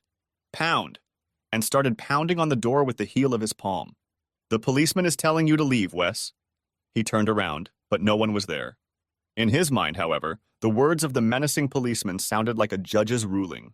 Without any prompting, he dropped his hands to his sides, lowered his head meekly, let out a defeated sigh, and began to make his way back down the walkway in front of the house. His legs were so heavy he struggled to get to his feet. His happy little world had just been shattered, and he saw nothing but pain and sadness in front of him. Go to the car, Dash's voice reminded him, and he slowly made his way to the car door without looking up. He climbed in and lowered himself into the seat. You were great, Wes. I got some really good shots, Dash enthused, getting into the passenger seat. He started the engine and began to drive out of his neighborhood and back downtown. But there wasn't a cop there, he began. We don't need him, she waved him away. He wasn't in the picture. Besides, no one but you and Marlene knows about him. She reached out and squeezed his shoulder. That was amazing, Wes. You really got into it. Can we not talk right now? The pain in his voice was obvious, and she jerked her hand away sharply. She stared out the window the rest of the way, but once or twice she cast an oblique glance at him. By the time they got back to Samuel's building, she'd already made her decision. "Park in the parking lot," she told him, and when he threw her a questioning look, she said, "You're coming with me." She led him into her office and gestured for him to sit on the futon. She then disappeared through the door and reappeared a minute later with 2 bottles of beer. She sat down next to him and they drank in silence. When they finished, she took 2 more bottles. Only after they had drunk almost all of the second bottle did she try to talk to him. "You're really into this, aren't you?" she asked. He stared off into the distance, then sighed. "Yeah, I guess I did. It all came back to me from there. The shock, the confusion, the despair. I guess I never dealt with it all." She nodded. "I'm sorry to put you through all that, Wes, but honestly, your reaction will have a real impact on the audience." He took another sip and looked at her. "I still don't see how any of this is going to help. I'm going to use this video to start the downhill slide of your storyline. Then I'm going to send you even lower. Only then can we bring it all back to a happy ending." His face took on a bitter expression. "So what you're promising me is blood, sweat, and tears, huh?" "Exactly," she glowered. "But remember, it's all over for the British in the end." "Yes, but only because they had America on their side." She nodded and smiled even wider. "Yeah, and you have me on your side. It wouldn't even be a fair fight." Then she stood up. "But that can only happen if you get out of here now and let me do some work." "Okay, Dash, I don't know why, but I have faith in you." He stood up as well. "Anyway, thanks for the beer." She stepped closer and, to his surprise, gave him a quick hug. "Hang in there, Wes. I know it's hard right now, but things will get better, I promise." As he drove back to the motel, he found himself actually feeling a little more hopeful. His good mood didn't last until the next morning. Edith Norton was nowhere to be seen, and the daily grind was quickly wearing him out.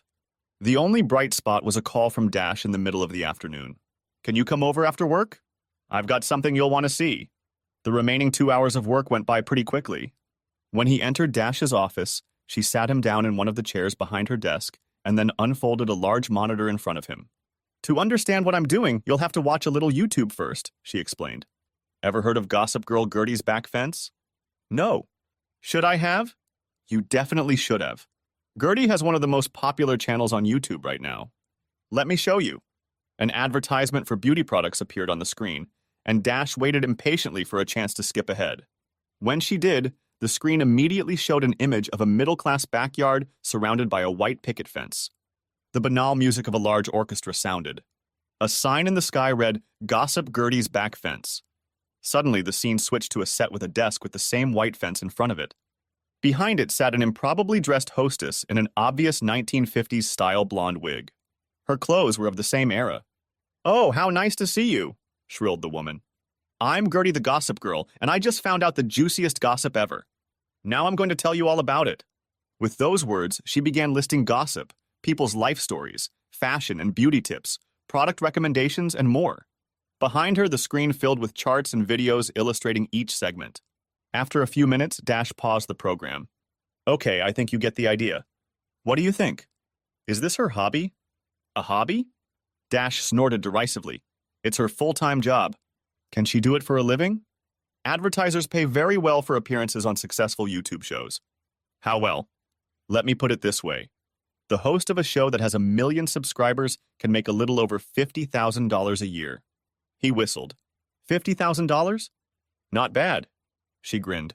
Gossip Girl Gertie's Back Fence averaged about 100 million subscribers last year. 100 million? Wait, that means she gets $5 million a year. He stopped, stunned by the amount. Dash walked around the table and sat in another chair in front of the flat screen. Here's the thing. To be successful, a show like this requires a constant influx of content. Obviously, most of it comes from publicists, advertisers, and promoters, but Gertie needs more if she wants to keep all her subscribers. That's where people like me come to the rescue. Every once in a while, I'll suggest a story she thinks she can use. If she likes it, her program will carry a lot of weight in terms of influencing her audience. That's exactly what I'm going to do with your story. Push it to her so we can get your attention. So why would she be interested in my story? It's simple, she said. I'm going to make you the symbol of every heartless man who has ever cruelly abandoned a wife or girlfriend. What? I'm a quitter, not a dumpster diver. Not in my version. Here's the footage I put together, as well as my proposed script for Gertie. Take a look. With those words, she clicked on the file and a black and white video of Neighborhood Watch appeared on the screen, just as Dash's father had shown Wes.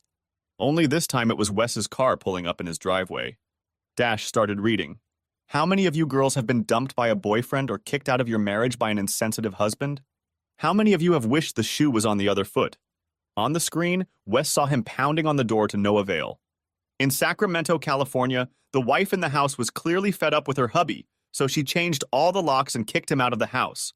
The scene changed to a view from the sidewalk, obviously shot with a handheld camera. The footage began with a long shot and then zoomed in on a distraught Wes. Look at the look on his face. He can't believe his wife is capable of this. Now watch this guy deflate when the bailiff hands him the divorce papers, Dash read. On the screen, Wes's face lowered in obvious horror. And now for the grand finale, Dash read. The humiliated hubby must take the long, shameful walk to his car and out of her life. It's so nice to see a guy have to suffer for once. The screen was almost painful to watch as Wes hurried down the driveway. Dash looked up from the script to gauge Wes's reaction. She'd assumed he wouldn't be happy, but the look on his face stunned her. That was the most humiliating thing I've ever seen, he exclaimed. Do we really have to do it like that? She patted his arm. I'm sorry, Wes, but it's the only way. He shook his head doubtfully. Okay, since you say so. At least you didn't give any names. I hope no one recognizes me. The young woman turned away and said nothing. The next day at work, Wes's phone beeped late at night with a message from Dash. It read, You are live on Gertie. Fasten your seatbelt, the flight is about to get choppy. For the last hour of the day, Wes had kept one eye on his work and the other on the rest of the office staff, but he hadn't noticed any indication that anything was wrong. Edith Norton did, however, cast a glance at him as he left at 5:30 p.m., but that wasn't unusual. Relieved, he decided to stop by Dash's office to see how things were going. He caught her in her seat, she always seemed to be there, and inquired about the latest news. Gertie really liked the job, Dash informed him cheerfully. She used it just like you saw yesterday, only she did the voicing instead of me. More importantly, she told me she's already gotten a great response. She winked at him. I think a lot of women really enjoy seeing an insensitive man suffer. But I'm not like that, he protested. Yes, but they don't know that. Anyway, it hasn't been that long and you've already started spreading all over the internet. Someone on TikTok took a screenshot of your face and sent it to their network, and now it's spreading like crazy. I'm also getting posts about it on my Facebook accounts, which means it's really starting to gain momentum. She saw the look of concern on his face. But don't worry, on the internet you're called HH, humiliated husband. Just the kind of nickname I was counting on, he muttered sarcastically. Okay, so what's next? We're going to sit around for another day to let this develop. And then we're going to move on to phase 2. What's phase 2? Oh, she said nonchalantly. That's where we're going to turn you into a real bastard. He shuddered. Does it have to be? Absolutely. Wes, you can't get up unless you fall down first. I don't think Newton said that. Yes, but Sir Isaac didn't know about the internet. He spent the rest of the evening in a somber mood, and it took him a while to fall asleep in the cramped motel room. As a result, he overslept and had to rush to work in time for the start of the workday. As he entered the lobby, he noticed the receptionist staring at him intently.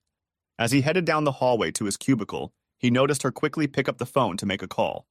What was that? He asked, settling down at his desk. The strangeness was only getting worse with each passing day. It seemed to him that an unusual number of employees passed by his cubicle, and every now and then he heard snide comments and muffled laughter. Finally, just before lunch, a supervisor burst into the office.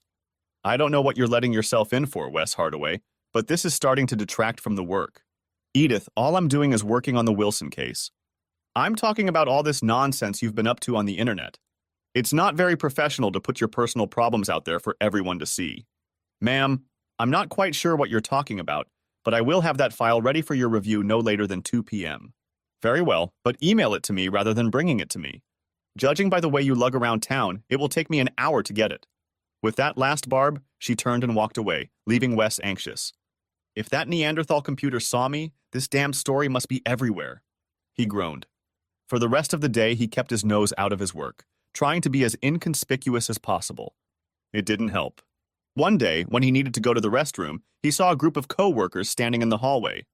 From the crowd of people, a summer intern, who had been shoved by someone in the group, nervously approached Wes. Mr. Hardaway, some people want me to ask you if your initials are HH. As Wes stared at him in shock, the entire group erupted into laughter, and all Wes had to do was hastily remove himself to the relative safety of the restroom. When it was 5 o'clock in the evening, Wes hopped out of the office and sprinted past the other employees to his car. Then he drove straight to the Samuels building and hurried over to Dash. "What did you do to me?" he demanded when she let him in. "I've been going to hell all day. All the employees know it's me, even my boss." "I'm not surprised," she replied easily. "Wes, you've achieved a very rare result. You've become a meme." "A what?" "A meme is an image on the internet that people associate with some idea or emotion.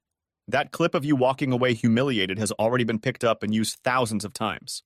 "Wes, you're the poster boy for a man humiliated by a woman." He sank down in his chair, wrapping his arms around his head. Dash walked over and knelt in front of him. "Wes, I have to warn you, it's going to get worse, much worse. Tomorrow, Gertie will find out that you've been served with a protection order. You know what people will think then?" When he groaned loudly, she took his face in her hands and looked into his eyes. "I know this is going to be very hard for you, but I promise you that the lower you fall now, the higher you'll soar when it's over. Right now, you just have to be strong. Can you do that?"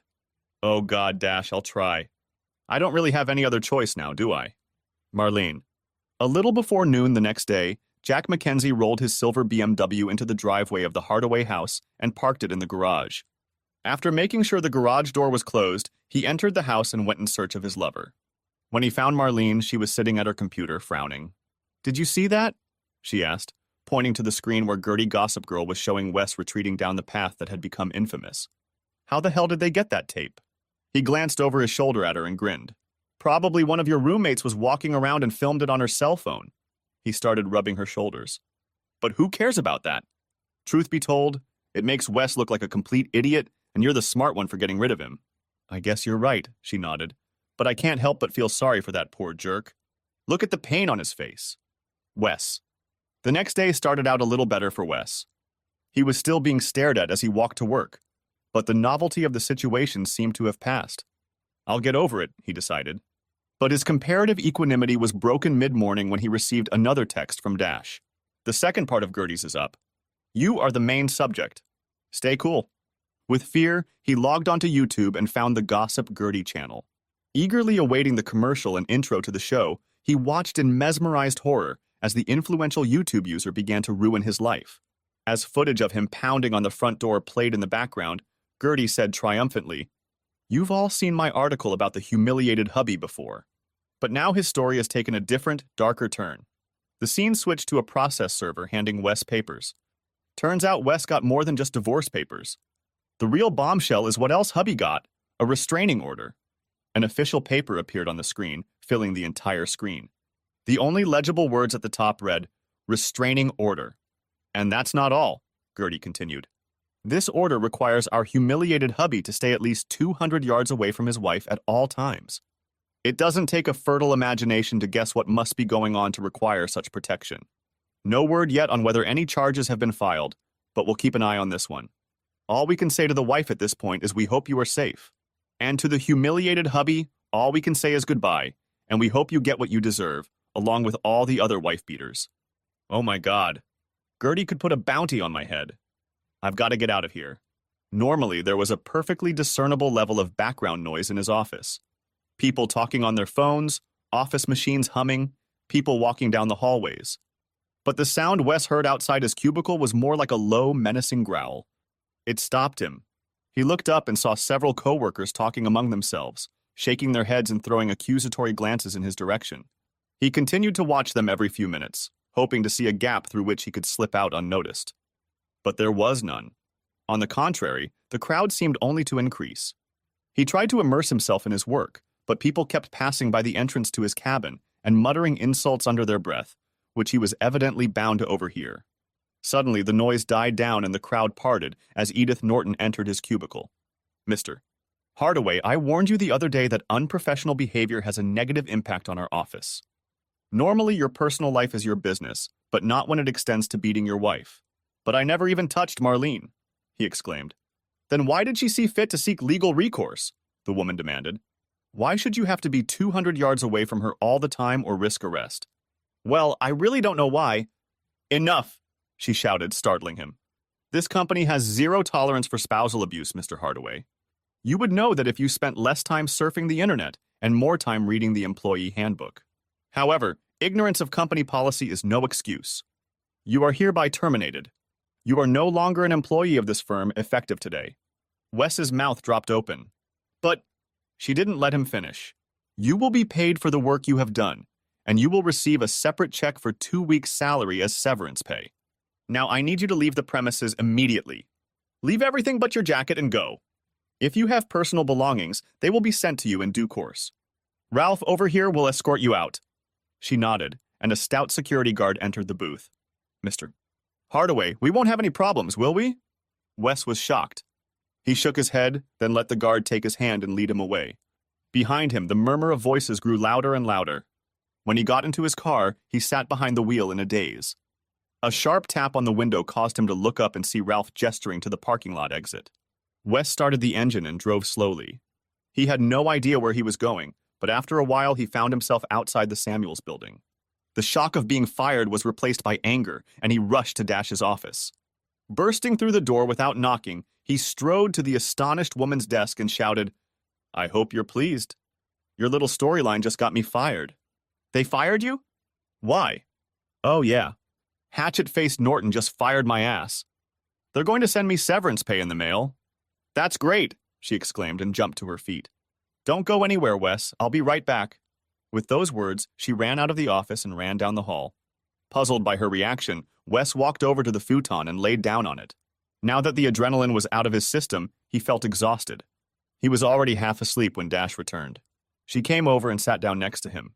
Oh, Wes, I'm so sorry you had to go through this.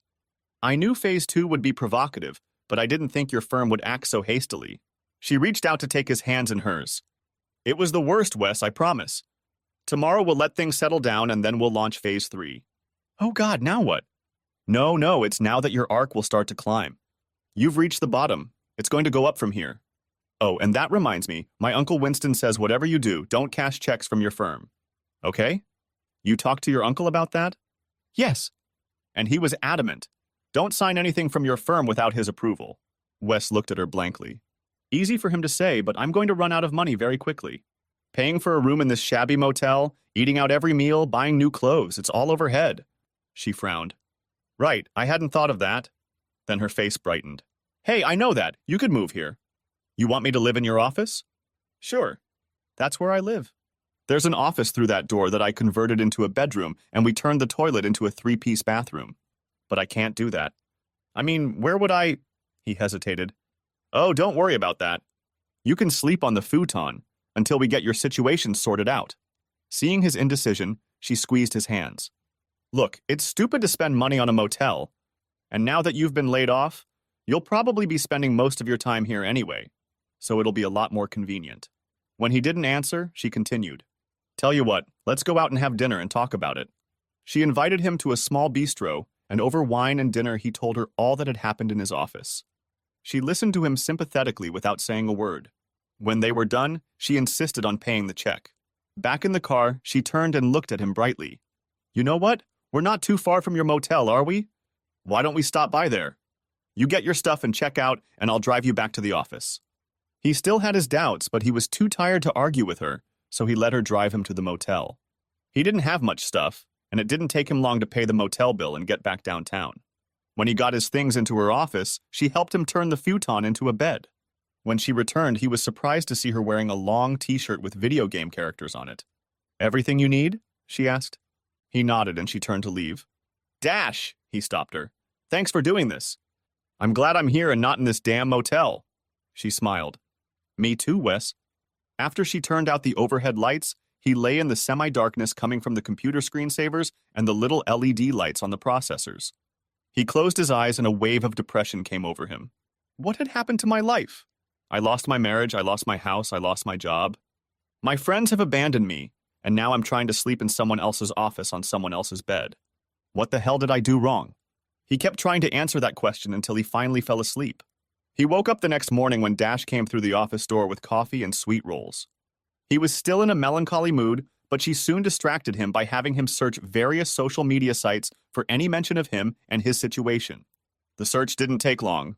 Typing humiliated hubby into a search engine, Wes was amazed at the number of tweets, TikToks, Instagrams, Facebook links, and other references. Someone had even created a Wikipedia entry, and he didn't know whether to laugh or cry. When he noticed how much stuff he'd found, Dash smiled embarrassedly. I have to be honest with you, Wes. I spent most of yesterday posting images, comments, reviews, and links so that other people would be sure to see your story. When he frowned, she hurried to continue. But it didn't take long on my part. The Interverse picked it up and started spreading your story on its own. I even found comments about you on websites in other countries and in other languages. Great, he muttered sarcastically. So now I'm infamous all over the world. Even more disturbing to Wes was the bitterness and even hatred with which anonymous authors were speaking out against him. Dozens of commenters urged him to do the world a favor and kill himself, or said something to that effect. I'm going to have to hire a bodyguard before this is over, he groaned, shaking his head. Dash didn't let him wallow in self-pity. The farther you fall now, the higher you'll bounce when you get back up, she promised. I hope you're right, he said dejectedly, because right now I'm dropping like a stone. Marlene. Sitting at her computer in her home in Fair Oaks, Marlene was reading several comments in response to the latest revelations from gossip columnist Gertie. With a puzzled expression on her face, she called her lover. Jack, this Wes thing has really gotten out of hand. I want to get rid of him, not destroy him. He's never hit me or done any of the things these people on the internet accuse him of. I almost feel like I should say something. No, he said sharply. You have to let it all develop as it is. All this publicity will make your divorce go smoothly, plus you'll probably get a better settlement. And when we publicize our relationship, it ensures that no one will say anything negative. After your horrible experience with Wes, our friends will say you deserve a chance at a little happiness. We couldn't have come up with a better scenario. You really think so? Absolutely, baby. Wes has a huge bullseye painted on his chest, and there's a bunch of people who want to take a shot at him. He'll never recover from getting shot at. Wes. After lunch, Dash got a phone call, and when she realized who it was, she put it on speaker so Wes could hear. Hi, Gertie, it's good to hear from you. Did you take the latest information about the humiliated Hubbywell? She asked, winking at Wes. Good reception? Girl, that story blew up all over the internet. It's the best shit you've ever sent me. I've gotten 50,000 new subscribers in the last day. Any chance you have anything else on this story? Perfect timing, girlfriend. I'm just about to get some material together. I should be able to send it to you by the end of the day. If you like it, you can use it on tomorrow's show. Really? What have you got this time? You won't believe this, but what if it turns out that humiliated husband isn't such a bad guy? Are you kidding me? Really? With those words, Dash outlined the new material she had prepared. When she was done, Gertie was delighted. Gosh, what a twist! My subscribers are just going to go crazy. Tell you what, let's make this into 2 episodes, even more use. Send them both to me as soon as possible so I can start promoting. When the call ended, Dash turned to Wes cheerfully. Are you feeling a little better already? It's good that Gertie liked it, but we still need to see how her subscribers react. He bestowed a wry smile on her. Though I have to admit I'm starting to feel a little more hopeful. Dash worked through the evening, putting things together the way she wanted them to be. Wes continued to monitor various social media for late responses, but for the most part he stayed out of Dash's way, letting her go about her business. When she was finally satisfied, she uploaded the package to Gertie. Only after receiving a thumbs up from Gertie in response did Dash relax and turn her attention to Wes. I don't know about you, but I'm starving. How about we order a pizza? I've got some more beer in the fridge so we can relax and unwind. Sounds good. When they were done eating, he stretched and looked at his temporary roommate curiously. How did you and Gertie become such good buddies? We met when we were freshmen at the California Institute of Technology. California Institute of Technology. Yeah. Looking at Gertie on YouTube, you'd never guess that she once wanted to be an electrical engineer at some high-tech company. What about you? Oh, I majored in computer science but never finished. Something else happened and I dropped out and never went back. He realized from the look on her face that she didn't want to go into details, so he tried another question. Where did you get a nickname like Dash from? Did you do any running or anything like that? She shook her head and grinned. Actually, Dash is short for Dashiell, which is Dashiell Hammett. My father has always loved detective novels, and he's a big fan of The Thin Man and The Maltese Falcon. Wes nodded. Okay, what about Daniels? Where did it come from? The smile faded from her face. Daniels is my asshole ex-husband's last name, she spat out. Oh, wow, I'm sorry. I didn't mean to open an old wound. She shook her head. No, it's fine. She looked away. When I got to college, I was your typical rebellious, emotionally immature girl, ready to break out of scrappy Sacramento. Joey, that was his name, was a real bad boy. and I was stupid enough to get involved with the type. He got me into all sorts of nasty things. Parties, all the usual nonsense that kids that age do. But I was crazy about him. When the school year was almost over, the thought of separation became too much and we ran away. My father was very upset, but he desperately wanted me to get my degree, so he found us an apartment in Pasadena and helped with expenses. I didn't realize that Joey was spending most of that money on bad things. I also didn't know that the rest of the money he was spending on some whore he found. But it all became clear the day Joey walked in on us with that dyed blonde and said he and her were leaving. She looks like she's having dental surgery, Wes thought, looking at Dash's face. It really hit me hard, she continued. I kind of went over to the dark side. There was no money, I had to pay rent, and I was living on the streets for a while. Luckily, my dad found me and brought me home. It took me a long time, but I picked myself up, found a job I can support myself with, and here I am. That sounds just awful, Dash. I'm really sorry you had to go through all that, and I'm even more sorry I brought it up. No, it's okay. It was so long ago, I've gotten over it. She paused. And if you're wondering why I kept his last name, I did it because I didn't want that creep to be able to erase me. I wanted my last name to be a constant reminder of what he did. She made a dismissive gesture. If it were over again, I'd probably go back to the last name Samuels, but I'm used to it by now, so whatever. It must have been so painful for you. Yeah, but at least I can honestly say I understand what you've been through. Impulsively, he stood up, walked over and hugged her, and after a moment's hesitation, she reciprocated. Well, aren't we a couple? She laughed sadly as they parted. The next day, the two of them were sitting in front of Dash's big flat screen when the new installment of Gertie's Gossip was due. Wes was impatient about the slow loading time, but Dash reassured him that it was probably due to network congestion. Those little teasers she posted on Instagram must have generated a lot of interest. Finally, the familiar image of Gertie at her fence table appeared, and it was obvious that the network personality was struggling to contain her enthusiasm. I have good news for you today, gossip lovers. The saga of the humiliated hubby has taken a startling new turn. An image appeared on the screen behind her, taken by the doorbell camera in front of Wes's house. Here's the house you've all seen before, the house of the humiliated hubby. And look, a silver BMW pulls into the driveway and then into the safety of the garage. Gertie paused abruptly. But not before we get the license plate. Who does this car belong to, you ask? A publicity photo of Jack McKenzie, head of the McKenzie agency, appeared on the screen. Isn't that nice? Mr. Jack McKenzie, whose ad agency buys so much art from the wife of a humiliated hubby, has come to comfort the poor woman, to help her through her divorce. But wait. Let's go back and look at the time and date on this surveillance tape. She pointed sharply at the corner of the screen behind her. That's 3 months before Mrs. Hubby filed for divorce. And guess what? It looks like Mr. McKenzie was comforting the distraught lady several times a week during that entire time. Behind her, the screen showed one image after another of a sports car pulling into the garage. I'm not judging Mrs. Hubby for fooling around behind her husband's back. What I am saying, gossip lovers, is that there seems to be a lot more to this story than we thought. And even better, Gossip Girl Gertie has even more dirt to share with you next time, so be sure to check out this YouTube channel for our next sensational revelation. With those words, Gertie moved on to the next topic, and Dash turned off the program. Spontaneously, both jumped to their feet and applauded. Wes hugged his partner tightly.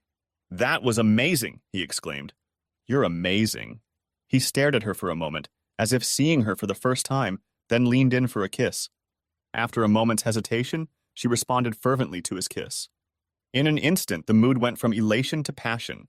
But no sooner had the temperature risen even higher than there was a knock on the office door, and the couple hastily pulled away just as Winston Samuel's secretary poked her head inside. I hope I'm not interrupting. I was looking for— there you are, Mr. Hardaway. Mr. Samuels was hoping to have a word with you if you're not busy. No, of course not, Wes replied hastily. I'd be happy to meet with Mr. Samuels. Wes cast one last glance at Dash, then followed the matron down the hall to the lawyer's office. Winston Samuels was already waiting for him and led the young man into his office. Since you have chosen our firm to represent you, I was very interested when my niece informed me of your dismissal. He tilted his head toward Wes. I believe she relayed my recommendation that you not cash checks from your former employer or sign any other materials they might send you. Yes, sir, she passed it on, but I didn't. Good, the attorney continued, because that could mean agreeing to a settlement, and you don't want to accept any offers from them at this time. Okay, Wes said hesitantly. It's my understanding that you were fired from your job because you violated the firm's spousal abuse policy. Is that correct? Yes, sir. My former boss explicitly made that clear to me. Is there anyone else who can confirm that? I can probably give you at least half a dozen names of other people who were there and heard what she said. Great. Assuming that's what happened, I've prepared a lawsuit on your behalf against your former firm for wrongful termination. You did not insult your spouse. Wes shook his head vigorously. And they had no reason, other than malicious gossip, to believe otherwise. Furthermore, the way you were publicly fired and escorted off the premises slandered your good name. The firm should be held accountable for that as well. Finally, I have reviewed the online version of your firm's employee handbook and have concluded that your supervisor did not follow company procedure in terminating you. Accordingly, I believe that you have a strong case for legal action. With your permission, I would like to file a lawsuit seeking $10 million in aggregate damages from the firm. Does that seem fair to you? Wes sighed. $10 million? Yes, sir, that sounds very fair to me. Do you think we can get that amount of money? A smile flashed across the older man's lips. I think we have a good chance, but we'd have to go to court to get it, and that would probably take 3 to 5 years. Wes's face lowered. But, Samuels continued, the firm won't want the litigation to generate unfavorable publicity. And from what my secretary tells me, your shares in the court of public opinion are rising, which they'll know about too. I think they could be quickly persuaded to enter into an out-of-court settlement for about half that amount, plus my legal fees, of course. $5 million will suit me just fine, Wes said quickly. The smile grew wider. I was hoping you'd think so. Accordingly, if you will sign this document, I will begin the process. Wes signed the document and got up to leave, then turned around. Mr. Samuels, will this affect my divorce proceedings? Frankly, I don't want Marlene to benefit from it. I don't think you need to worry, the lawyer said. All of these events occurred well after the divorce petition was filed. Moreover, it was your wife's actions that, at least indirectly, led to your unfair dismissal. Under those circumstances, she should not be entitled to benefits. Wes rejoiced at this news and hurried back down the hall to Dash's office. When he entered, he found her leaning over her keyboard, and when he tried to tell her about it, she interrupted him. Can it wait, Wes? I've got a deadline for another client, and I've got tons of work to do. Without waiting for his response, she turned back to the monitor. He stood for a few moments, disappointed that he couldn't share his good news. But what plagued him the most was the feeling that Dash was avoiding him. Finally, he cleared his throat. I think I'll go for a walk, he told her. Receiving no reply, he turned and left the room. Walking down to the street, the young man headed in the direction of the Capitol Mall. When he reached it, he turned west and walked along the sidewalk until he reached the Tower Bridge, where he stopped and stared at the Sacramento River. It wasn't the view that occupied his thoughts, however. Damn it, I shouldn't have gone at her like that. No wonder she wants nothing to do with me now. Nevertheless, it seemed to me that she responded to me. I don't know, maybe it was just pity. Maybe she was just trying to be nice to her poor horny husband. He was idly watching the workers hoisting cargo aboard the Delta King dinghy. Why did I even kiss her? She's so unlike any girl I've ever been interested in before. And yet there's something about her. But it doesn't matter, she clearly doesn't like me. I'm just a customer, nothing more. When he returned to the Samuels building, she was still immersed in her work, and the distance between them didn't shrink for the rest of the evening. Marlene. While Wes walked the Capitol Mall, Marlene angrily called Jack Mackenzie at his office. When he answered, she didn't even say hello. Have you seen that damned gossip show on YouTube? She demanded. How the hell did they get video of you driving into my garage? I thought you said you were careful. I was careful, he replied. One of those damn video callers must have spotted me. How was I supposed to know they keep everything they record for months? I'd like to know who made her go looking for it. I wonder if Wes could have been behind it somehow. Wes? Are you out of your mind? You're talking about the guy everyone calls humiliated husband. Do you really think he could do that to himself? Besides, he didn't know anything anyway. I know, but it must be somebody. Yeah, and I wouldn't mind shooting whoever it was if we could find out. It really put a twist on our plans. I know, and I just hate it. Her tone changed. You know what would make me feel better? Why don't you come over and spend some time with me? He hesitated. I don't know if that's a good idea. I don't want to appear in another video. Maybe we should take it easy for a while until all this settles down. If you arrive after dark, the cameras won't matter, especially if you turn off your headlights before you turn into the driveway. And since Wes is gone, there's no reason not to come at night. I'll make sure you won't regret it, she added in a seductive voice. What time? He asked. As he walked through the garage door, Marlene came out of her bedroom and the sight of her made Jack stop. She was dressed in all black. As he looked at her with a mixture of lust and fear, she clutched the pruning shears in her hand. "You kept me waiting," she said accusingly. "I'm sorry," he said pleadingly. "I couldn't help it." "You know what you have to do." "Go to the bedroom," she barked. "Yes, mistress," he replied, and hurried to do her bidding. Wes. The next day, the relationship between Dash and Wes seemed to be back to normal. In fact, Wes noticed that Dash was becoming more and more animated as the time to watch the latest installment of Gertie's Gossip Girl approached. When the loading usually occurred, she beckoned Wes over to the large flat screen monitor to watch with her. After the customary introduction, Gertie appeared on the screen, her excitement clearly evident. "I know that many of you have been gripped by the twists and turns of the humiliated husband saga. On the last show, I revealed that his not-so-faithful wife Marlene, her picture appeared on the screen behind Gertie, was having an ongoing affair with advertising executive Jack McKenzie. Could this be the real reason she kicked her helpless hubby out of the house? After all, Marlene had gotten a protective order against her husband. Could it be that it was the cruelty of her humiliated hubby that led her into the arms of another man? Gertie wanted to find out too, so she checked the police records for humiliated hubby.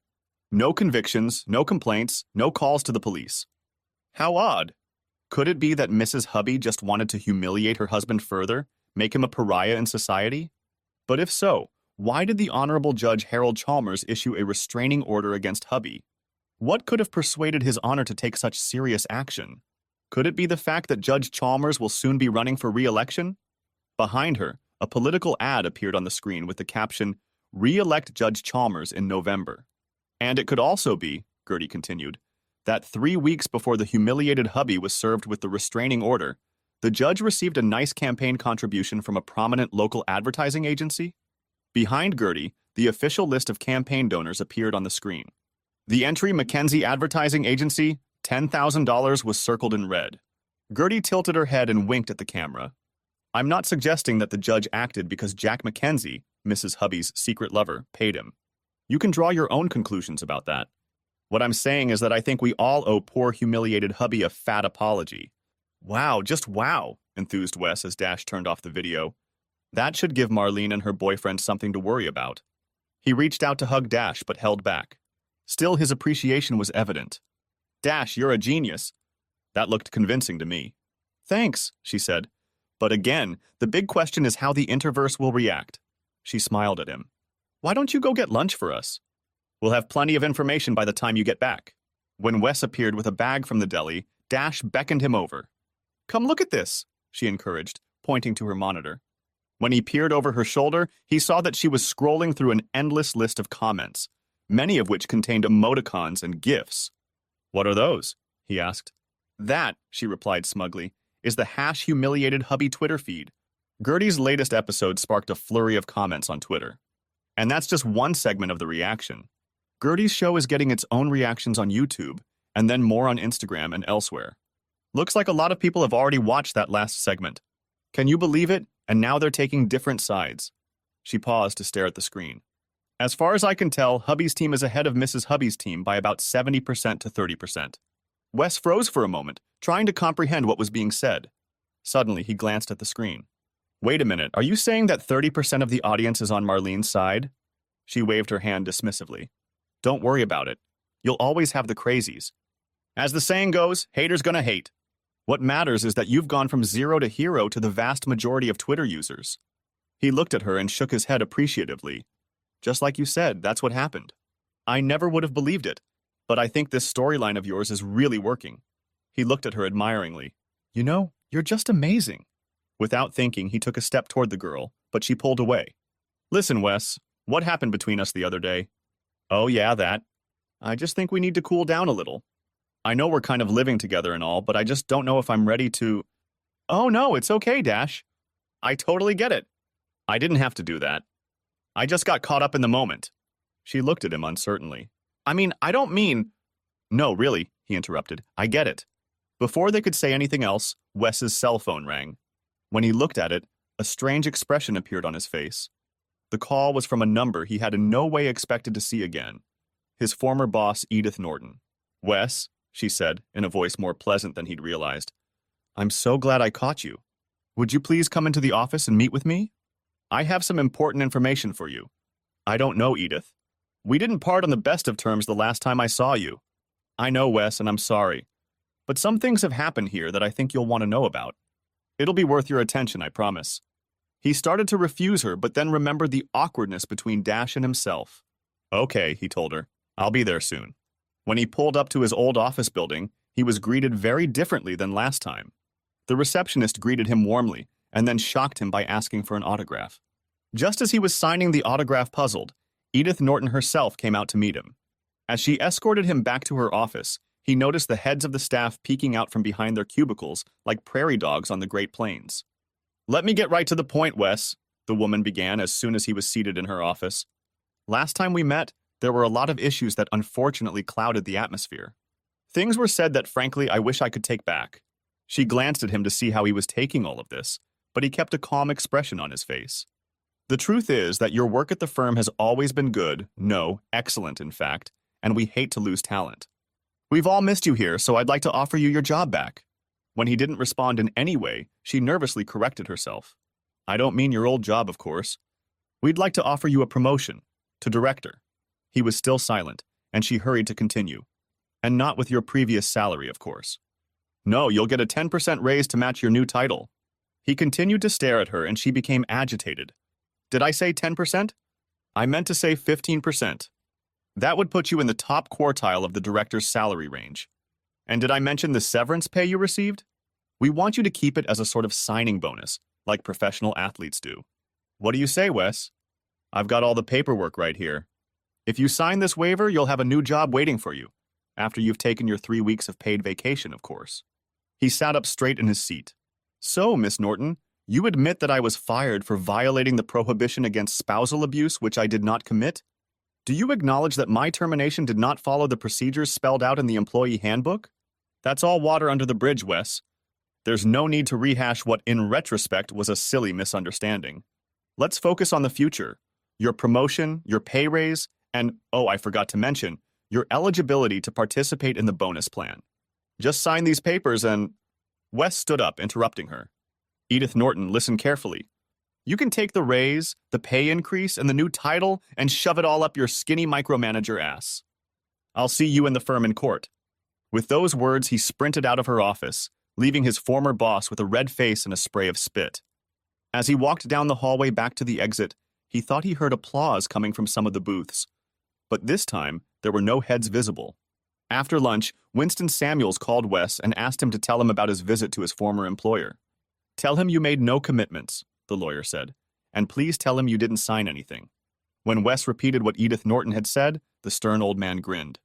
It wasn't very prudent to go in there, young man, especially without a lawyer, but I can see why you did. At any rate, I don't think you've done any harm. The fact that your old boss worked so hard to get you back is a very positive sign in my opinion. Anyway, in light of her inept attempt to bribe you, I imagine we'll be hearing something from their lawyers sooner rather than later. When Dash returned, he looked a little more relaxed, and they decided to order dinner on the house. As they sliced Thai food from cardboard boxes, Dash asked him about his visit to his former place of employment, and Wes happily recounted his run-in with his former boss. From there, it seemed natural to tell Dash about the lawsuit. But Wes didn't want to look like he was trying to impress her, so he decided not to mention the amount of the suit or the possibility of a quick settlement. Still, Dash seemed happy for him. After all you've been through, Wes, I hope you get something out of this. I think you deserve a little luck for a change. The conversation broke off, and when he turned around, he saw her staring at him intently. What's the matter, Dash? She hesitated before answering. You asked me about my old life, Wes. Can I ask you about yours? Sure, ask. How did you and Marlene end up together? He rolled his eyes. I met her at a Chamber of Commerce event. She came up, introduced herself, and we talked for the rest of the evening. I called her the next day, and when we met again, it turned out we just hit it off. It was amazing. Everything I liked, she liked. Everything I liked, she liked. We were perfect for each other. Nope. And when did you start talking about something more permanent? He thought for a moment before answering. She may have said something first, but I was the one who was eager to settle down. I couldn't believe someone so beautiful and talented could be so compatible, and I didn't want to let her slip away. So you really didn't know her that well? Well, I thought I did. We were talking about our past, and she told me she was divorced when we started dating. He seemed like a real jerk to me, and I thought she did the right thing by deciding to break up with him. How long were you two dating before you got engaged? He bowed his head in embarrassment. To tell you the truth, we were married 6 months after we met. He raised a pleading gaze to her. She told me that she wasn't interested in all the social trappings of marriage. She said it was just commerce exploiting fools in love. She wanted to run away, and that suited me just fine. So right after her divorce was finalized, we went to the justice of the peace and tied the knot. It all seemed so exciting and romantic at the time. She sat in silence, mulling over what he had told her. Finally, curiosity took over. So why did you want to know about her after all? I was just curious how you two ended up together. She stood up, yawned, and stretched. I'm really tired. I think I'll go to bed early. I'll see you in the morning, Wes. He stared at the door to her room as she disappeared inside. What's this all about? He muttered to himself. The next morning, Wes's phone rang early. Mr. Hardaway, came a woman's voice. This is Winston Samuel's office. Mr. Samuels would like to know if you can meet with him this morning? Sure, Wes replied, standing up. We could do it in about an hour? Okay, great, I'll be there. He stood up and knocked gently on Dash's door. She had obviously been up for a while, because when he opened the door, she was fully dressed. Good morning, Wes, she greeted him. So who was on the phone for you? That was your uncle's secretary. He wants to see me in an hour. Is it okay if I use your shower? He lowered his gaze to himself. I think your uncle would appreciate it. Dash waved him off and he hurried back inside to shower, shave, and put on fresh clothes. When he came out, he was thankful to see that Dash had managed to buy coffee and croissants. You need 2 components of a good breakfast, caffeine and carbs, she told him with a smirk as they devoured the pastries. Walking down the hall to the lawyer's office, Wes found the receptionist already waiting for him. He's expecting you, she told him with a smile. Winston Samuel's face was stern as he invited Wes to take a seat in front of the massive old wooden desk. I've been negotiating with representatives of your former employer, he said without preamble. I must report that we were unable to agree on the $5 million sum you and I discussed. Wes couldn't help but feel disappointed. A hint of a smile appeared on the lawyer's face. However, I was able to negotiate a sum of $6.5 million with them. I hope that will be satisfactory. $6 million? You're kidding, exclaimed Wes. They'll also cover my fees, which is very good for you because they're not insignificant. Their only condition is that you have to sign a non-disclosure agreement and refrain from making any public comments about the deal or the firm. I hope that's okay with you? Wes smiled. For $6.5 million, I will gladly remain silent from now and forever. The lawyer gestured with his hand to stop his client.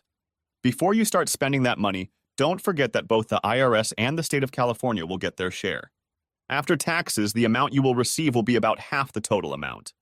Wes thought for a moment, then smiled. $3.5 million is a lot more than I expected. A higher figure would have been nice, but I'm not going to complain. Then his face became more sober. Regardless of the amount, I would prefer that you not tell the rest of your family. The older man looked at him triumphantly. I never discuss a client's business with anyone unless my client instructs me to do so. Thank you, sir. I appreciate it. Before heading back to the antisocial network office, Wes checked his cell phone and made a quick call. Then he hurried back. Dash was waiting curiously. So what did Uncle Winston say? He managed to keep a straight face. Do you have any plans for tonight?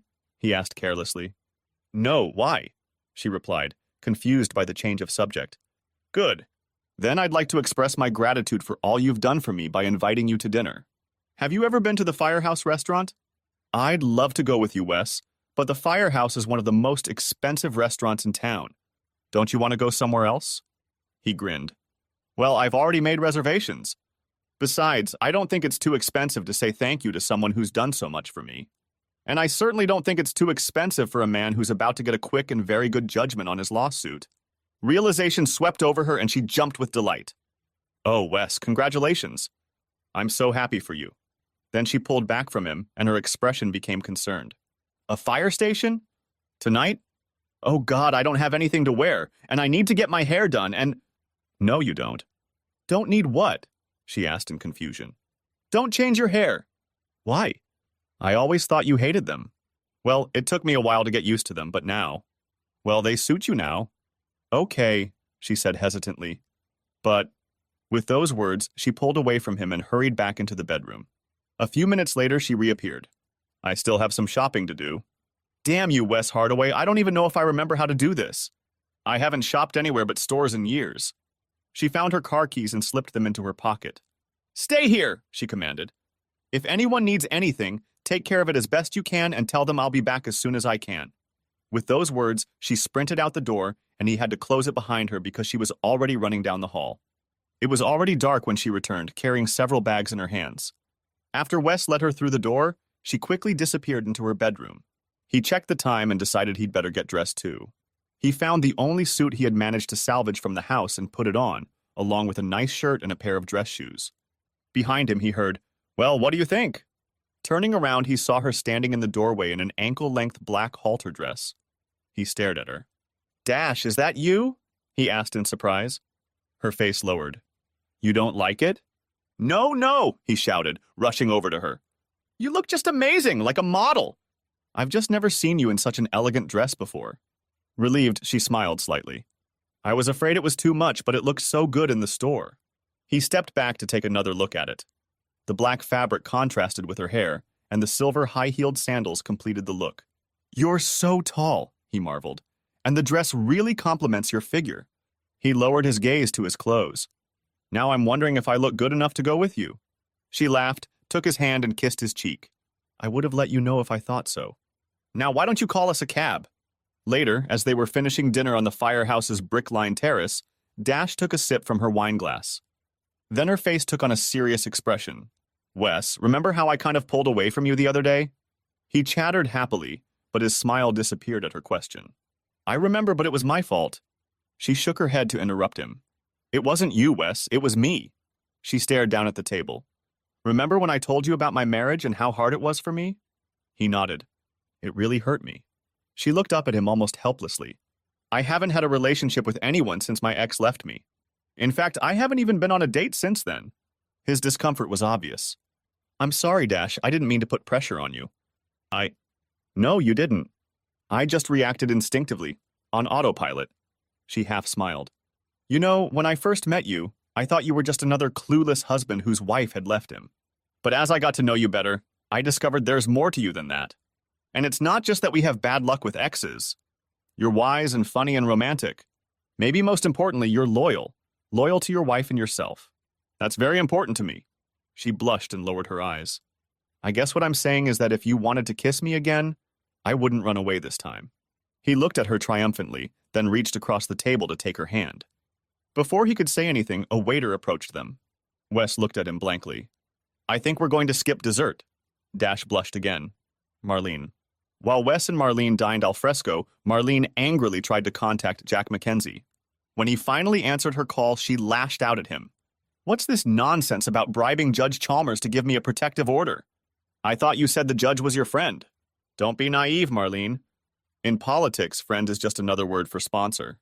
When I went to ask him for a restraining order, he made it clear to me what a great act of friendship it would take from him to do what I wanted. But that doesn't matter now," he muttered. "What are you talking about?" "After word got out about us, the directors of the agency called a meeting today and kicked me out." "How can they do that?" "It's your agency." "Yes, but the agency's bylaws say they can, and they did. And to add icing on the cake, the California Department of Revenue is sending an auditor to the office to look into our accounting. I'm totally screwed." "Oh, Jack, I'm so sorry, baby." "Yeah, but your sorry and a losing lottery ticket are worth the same to me right now. So how about you forget my phone number while I try to find a way out of this nightmare?" With those words, he hung up the phone. "Oh, shit, what am I going to do now?" she moaned to herself. "Wes, are you sure this is where you want to go?" the Lyft driver asked, dropping Wes and Dash off near the Samuels building. His two passengers were too engrossed in each other to pay attention to him.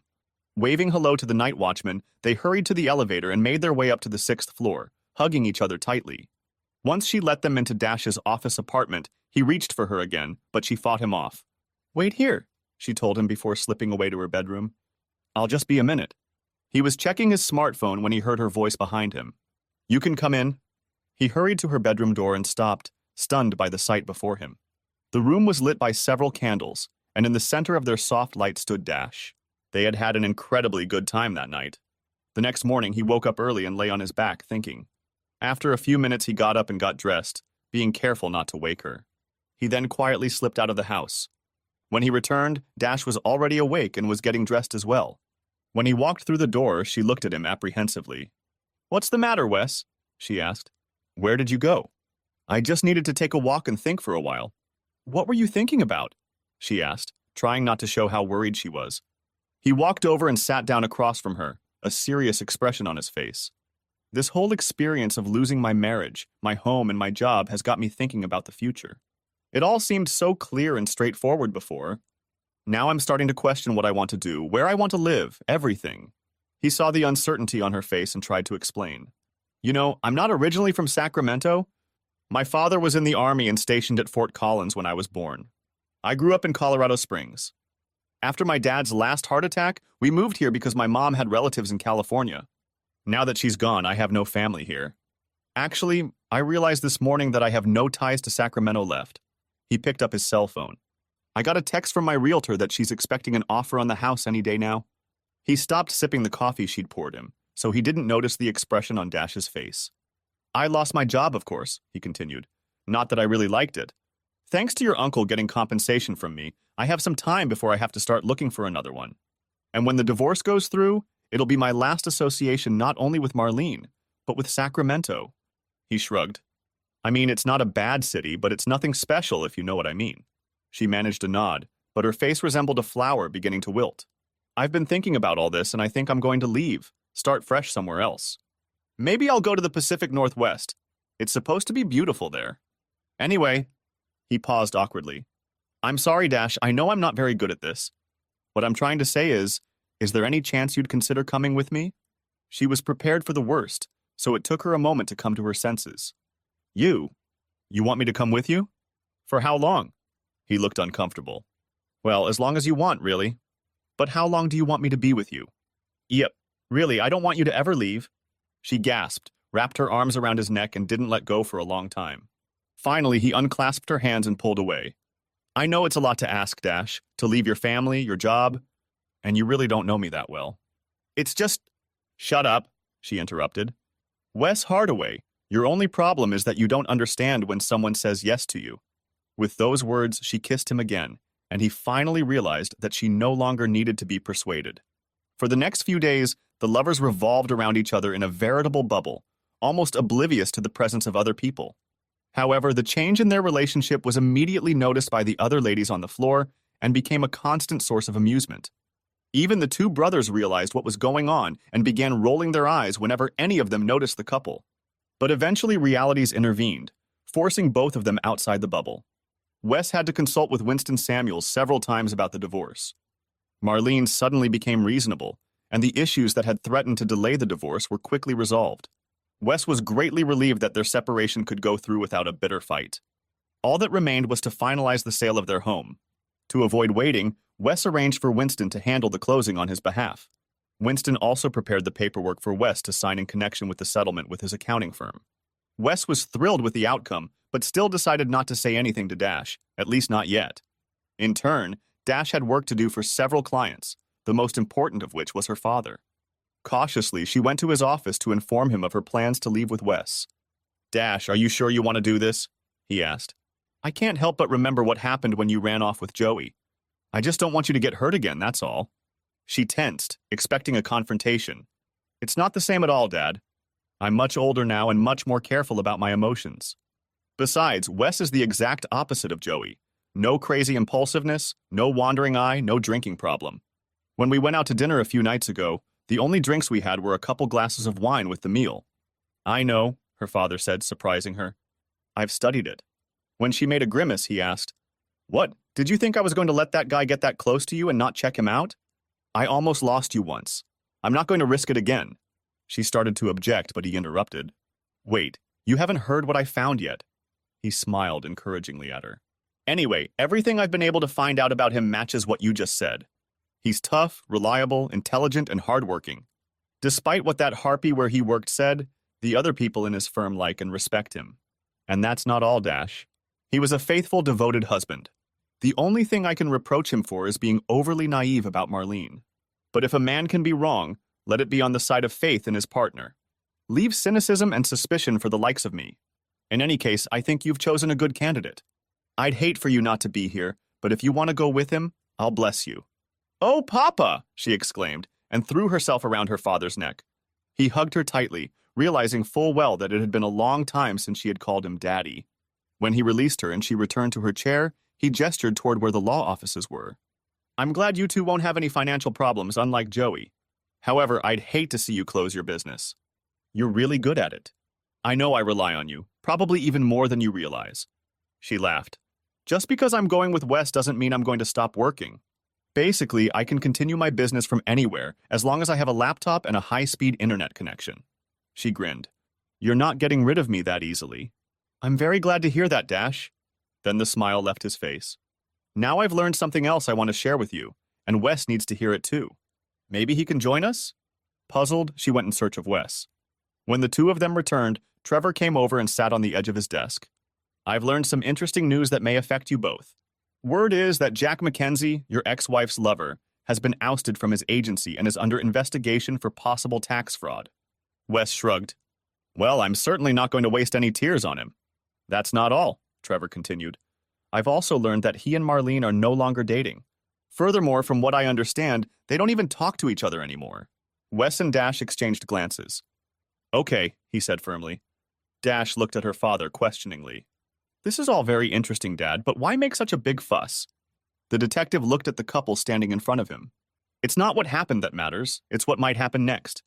Wes, your future ex's scheme failed. At this point, she has no prospects of getting a new lover or selling her work. I think she'll try to make up with you." "What?" sighed Dash. "Good luck with that," Wes waved her off. "I wouldn't touch that woman with a 10-foot pole either." Trevor nodded. "I understand, but don't underestimate her. If she wants to, she can put the brakes on your divorce quickly. She can have her attorney raise objections and delay the sale of the house. She can petition the court for family counseling, which could drag on for months. Dash told me about your plans to leave town. You have to realize that Marlene could put all of this off for an extended period of time." "But why would she do that?" asked Wes sharply. "For one thing, the longer you go without a divorce, the longer she'll have a place to live and a source of livelihood. On the other hand, the delay means she'll have more time to try to reconcile with you. The longer you are married, the more time she has to develop a new plan. On the other hand, if she becomes aware of your financial arrangement, she could extort money from you in exchange for authorizing a divorce." "What a bitch!" exclaimed Wes. "You don't know the half of it," Winston replied. "Let me tell you what else I found out about her." When he finished telling what his investigation had uncovered, both were stunned. As they walked back to Dash's anti-social network office, Wes's face was white with anger. Dash was worried, for she had never seen him so testy. "What are you going to do, Wes?" she asked almost fearfully. "What I'd really like to do is strangle her," he replied firmly. Seeing Dash's reaction, he quickly pulled her to him. "Don't worry, babe, I'd never do anything like that. But after everything she put me through, I'd like to repay her somehow." She looked at him thoughtfully. "I think I know someone who might be able to help us with that." He looked at her with a puzzled expression, then broke out into a smile. "Gertie!" they both shouted. "Let me send her a message and see if she'd be interested in another installment of the humiliated hubby saga," she suggested. It was only a few seconds before the phone produced a reply. She read it, grinned, and turned the screen so Wes could read it. "I want it, I want it, I want it." Read the reply message. The two of them quickly got to work, putting the information Trevor had found into a form that Gertie could use on her show. They had been working steadily for a couple hours when Wes's cell phone rang. Dash saw the name on the display and the angry expression that flashed across Wes's face. She decided to go to the bedroom to give him some privacy, but she could still hear the angry notes in Wes's voice. When it seemed like the call had ended, she walked back out. "As you suspected, it was Marlene," he told her. "Looks like your father timed it right. She wants me to meet with her tomorrow at our house to go over a few final details that she says need to be settled in person. She's also dropped a few hints that make me think she really wants to talk about a possible reconciliation." And I told her that I would need to get back to her. The big question is, how soon can we get this information together for Gertie, and when can she show it on her channel? If we can get it to her today, I bet she'll want to work with it right away. It might mean a late night for us, but I think it'll be worth it. Let's do it. "Okay, I'll let Gertie know our plans." "Great," he said. "I'll call Marlene back and tell her I can meet with her tomorrow afternoon. Hopefully Gertie will have plenty of time." Dash grinned and picked up the phone. "Judging by her reaction, I don't think you need to worry. Marlene." The next afternoon, Marlene was nervously checking herself in the mirror when Wes drove up to her in a lift car. At first, she was surprised, but after a moment she realized that this could be good for her. Worst case scenario, I'll drive him back to his apartment. Best case scenario, he'll stay the night, she calculated. By the time he got up on the porch, she was already holding the door open, not even thinking about the irony of her action. When he entered, she tried to kiss him, but he pulled away. "Don't rush things," she scolded herself.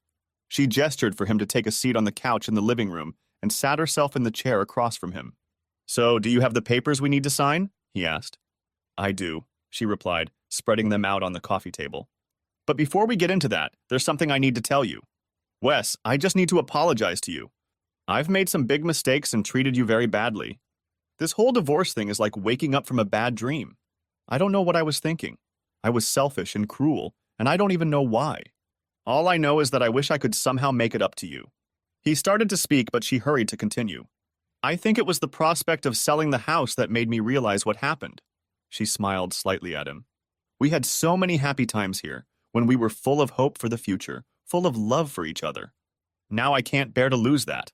She leaned forward, smacking her lips, a tear glistening in the corner of her eye. "Wes, do you think there's any way to get that feeling back? Can't we start over? We don't have to sell the house. And honey, if you were willing to try, I'd spend the rest of my days trying to make you as happy as you deserve to be." He looked at her coldly. "Let me get this straight, Marlene. You want me to forgive you for cheating on me for an unknown amount of time? Forget about the restraining order you put on me? Forget about locking me in my own home? Honey, I know I've treated you horribly, done terrible things that have hurt you and ruined our relationship. I honestly can't explain why I've done those things. It's like I've gone temporarily insane. But Wes, I've come to my senses. I realize how good we were. I remember how sweet our life together can be. Please, baby, let's not throw the good with the bad." He looked at her incredulously. "Are you out of your mind?" He growled, and she flinched. "Let me make this perfectly clear to you.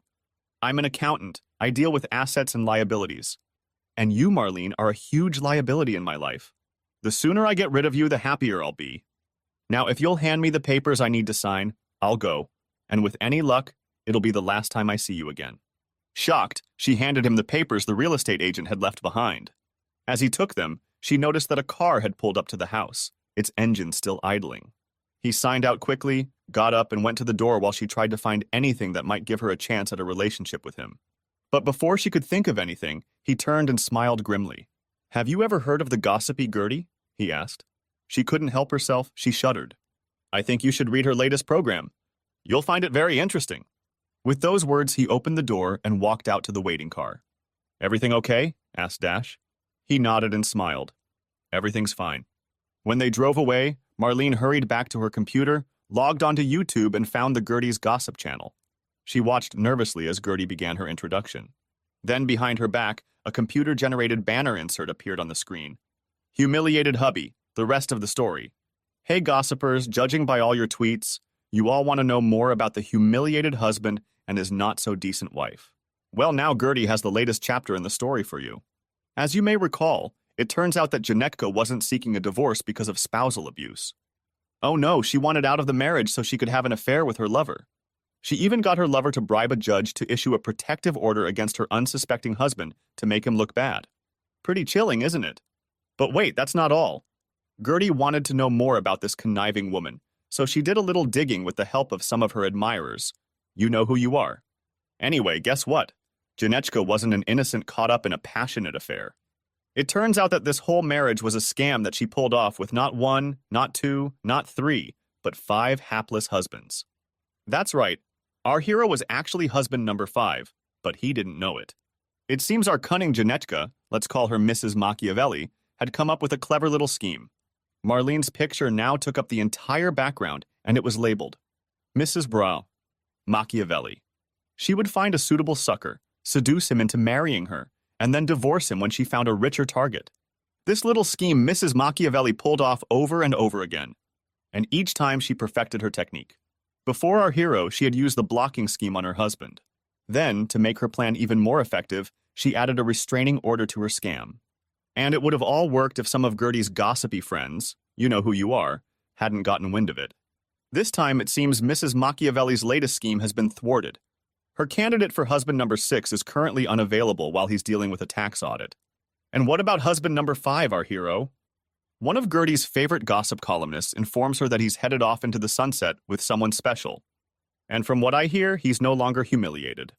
Before we wrap up this saga, I want to share one last bit of savory news with you. It seems there are some angry ex-husbands in California who would like to have a chat with Mrs. Machiavelli. It turns out that the first few times she dissolved her marriage, she didn't bother to get a divorce. She just, allegedly, cleaned out the poor man's savings and left town. In closing, let me offer a word of advice to Sacramento men.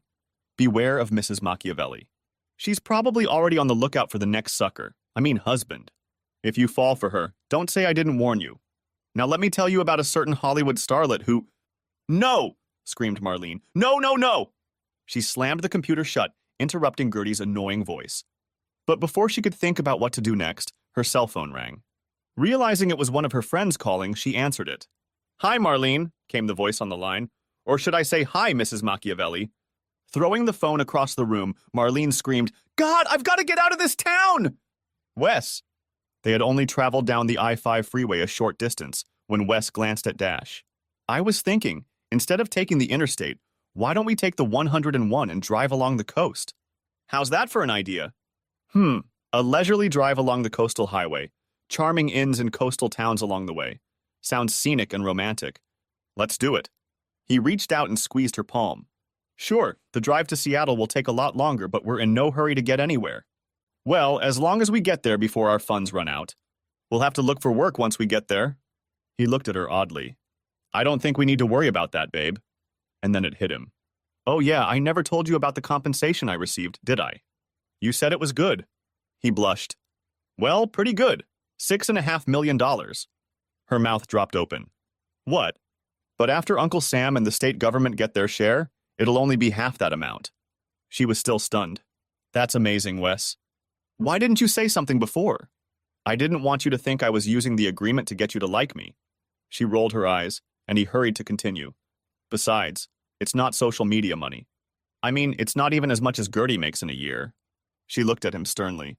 Wes Hardaway, I don't care about the money. And as for the internet, let me worry about that. My job is to use social media to fulfill the needs of my clients. Her eyes were sparkling now. Reaching up and placing her hand on his zipper, she added, Your job is to take care of my needs. Do you think you can handle that? He smiled cheerfully at her. I can handle it, Dash Daniels. Thanks for watching, I hope you enjoyed it. So subscribe to my channel and watch the next video.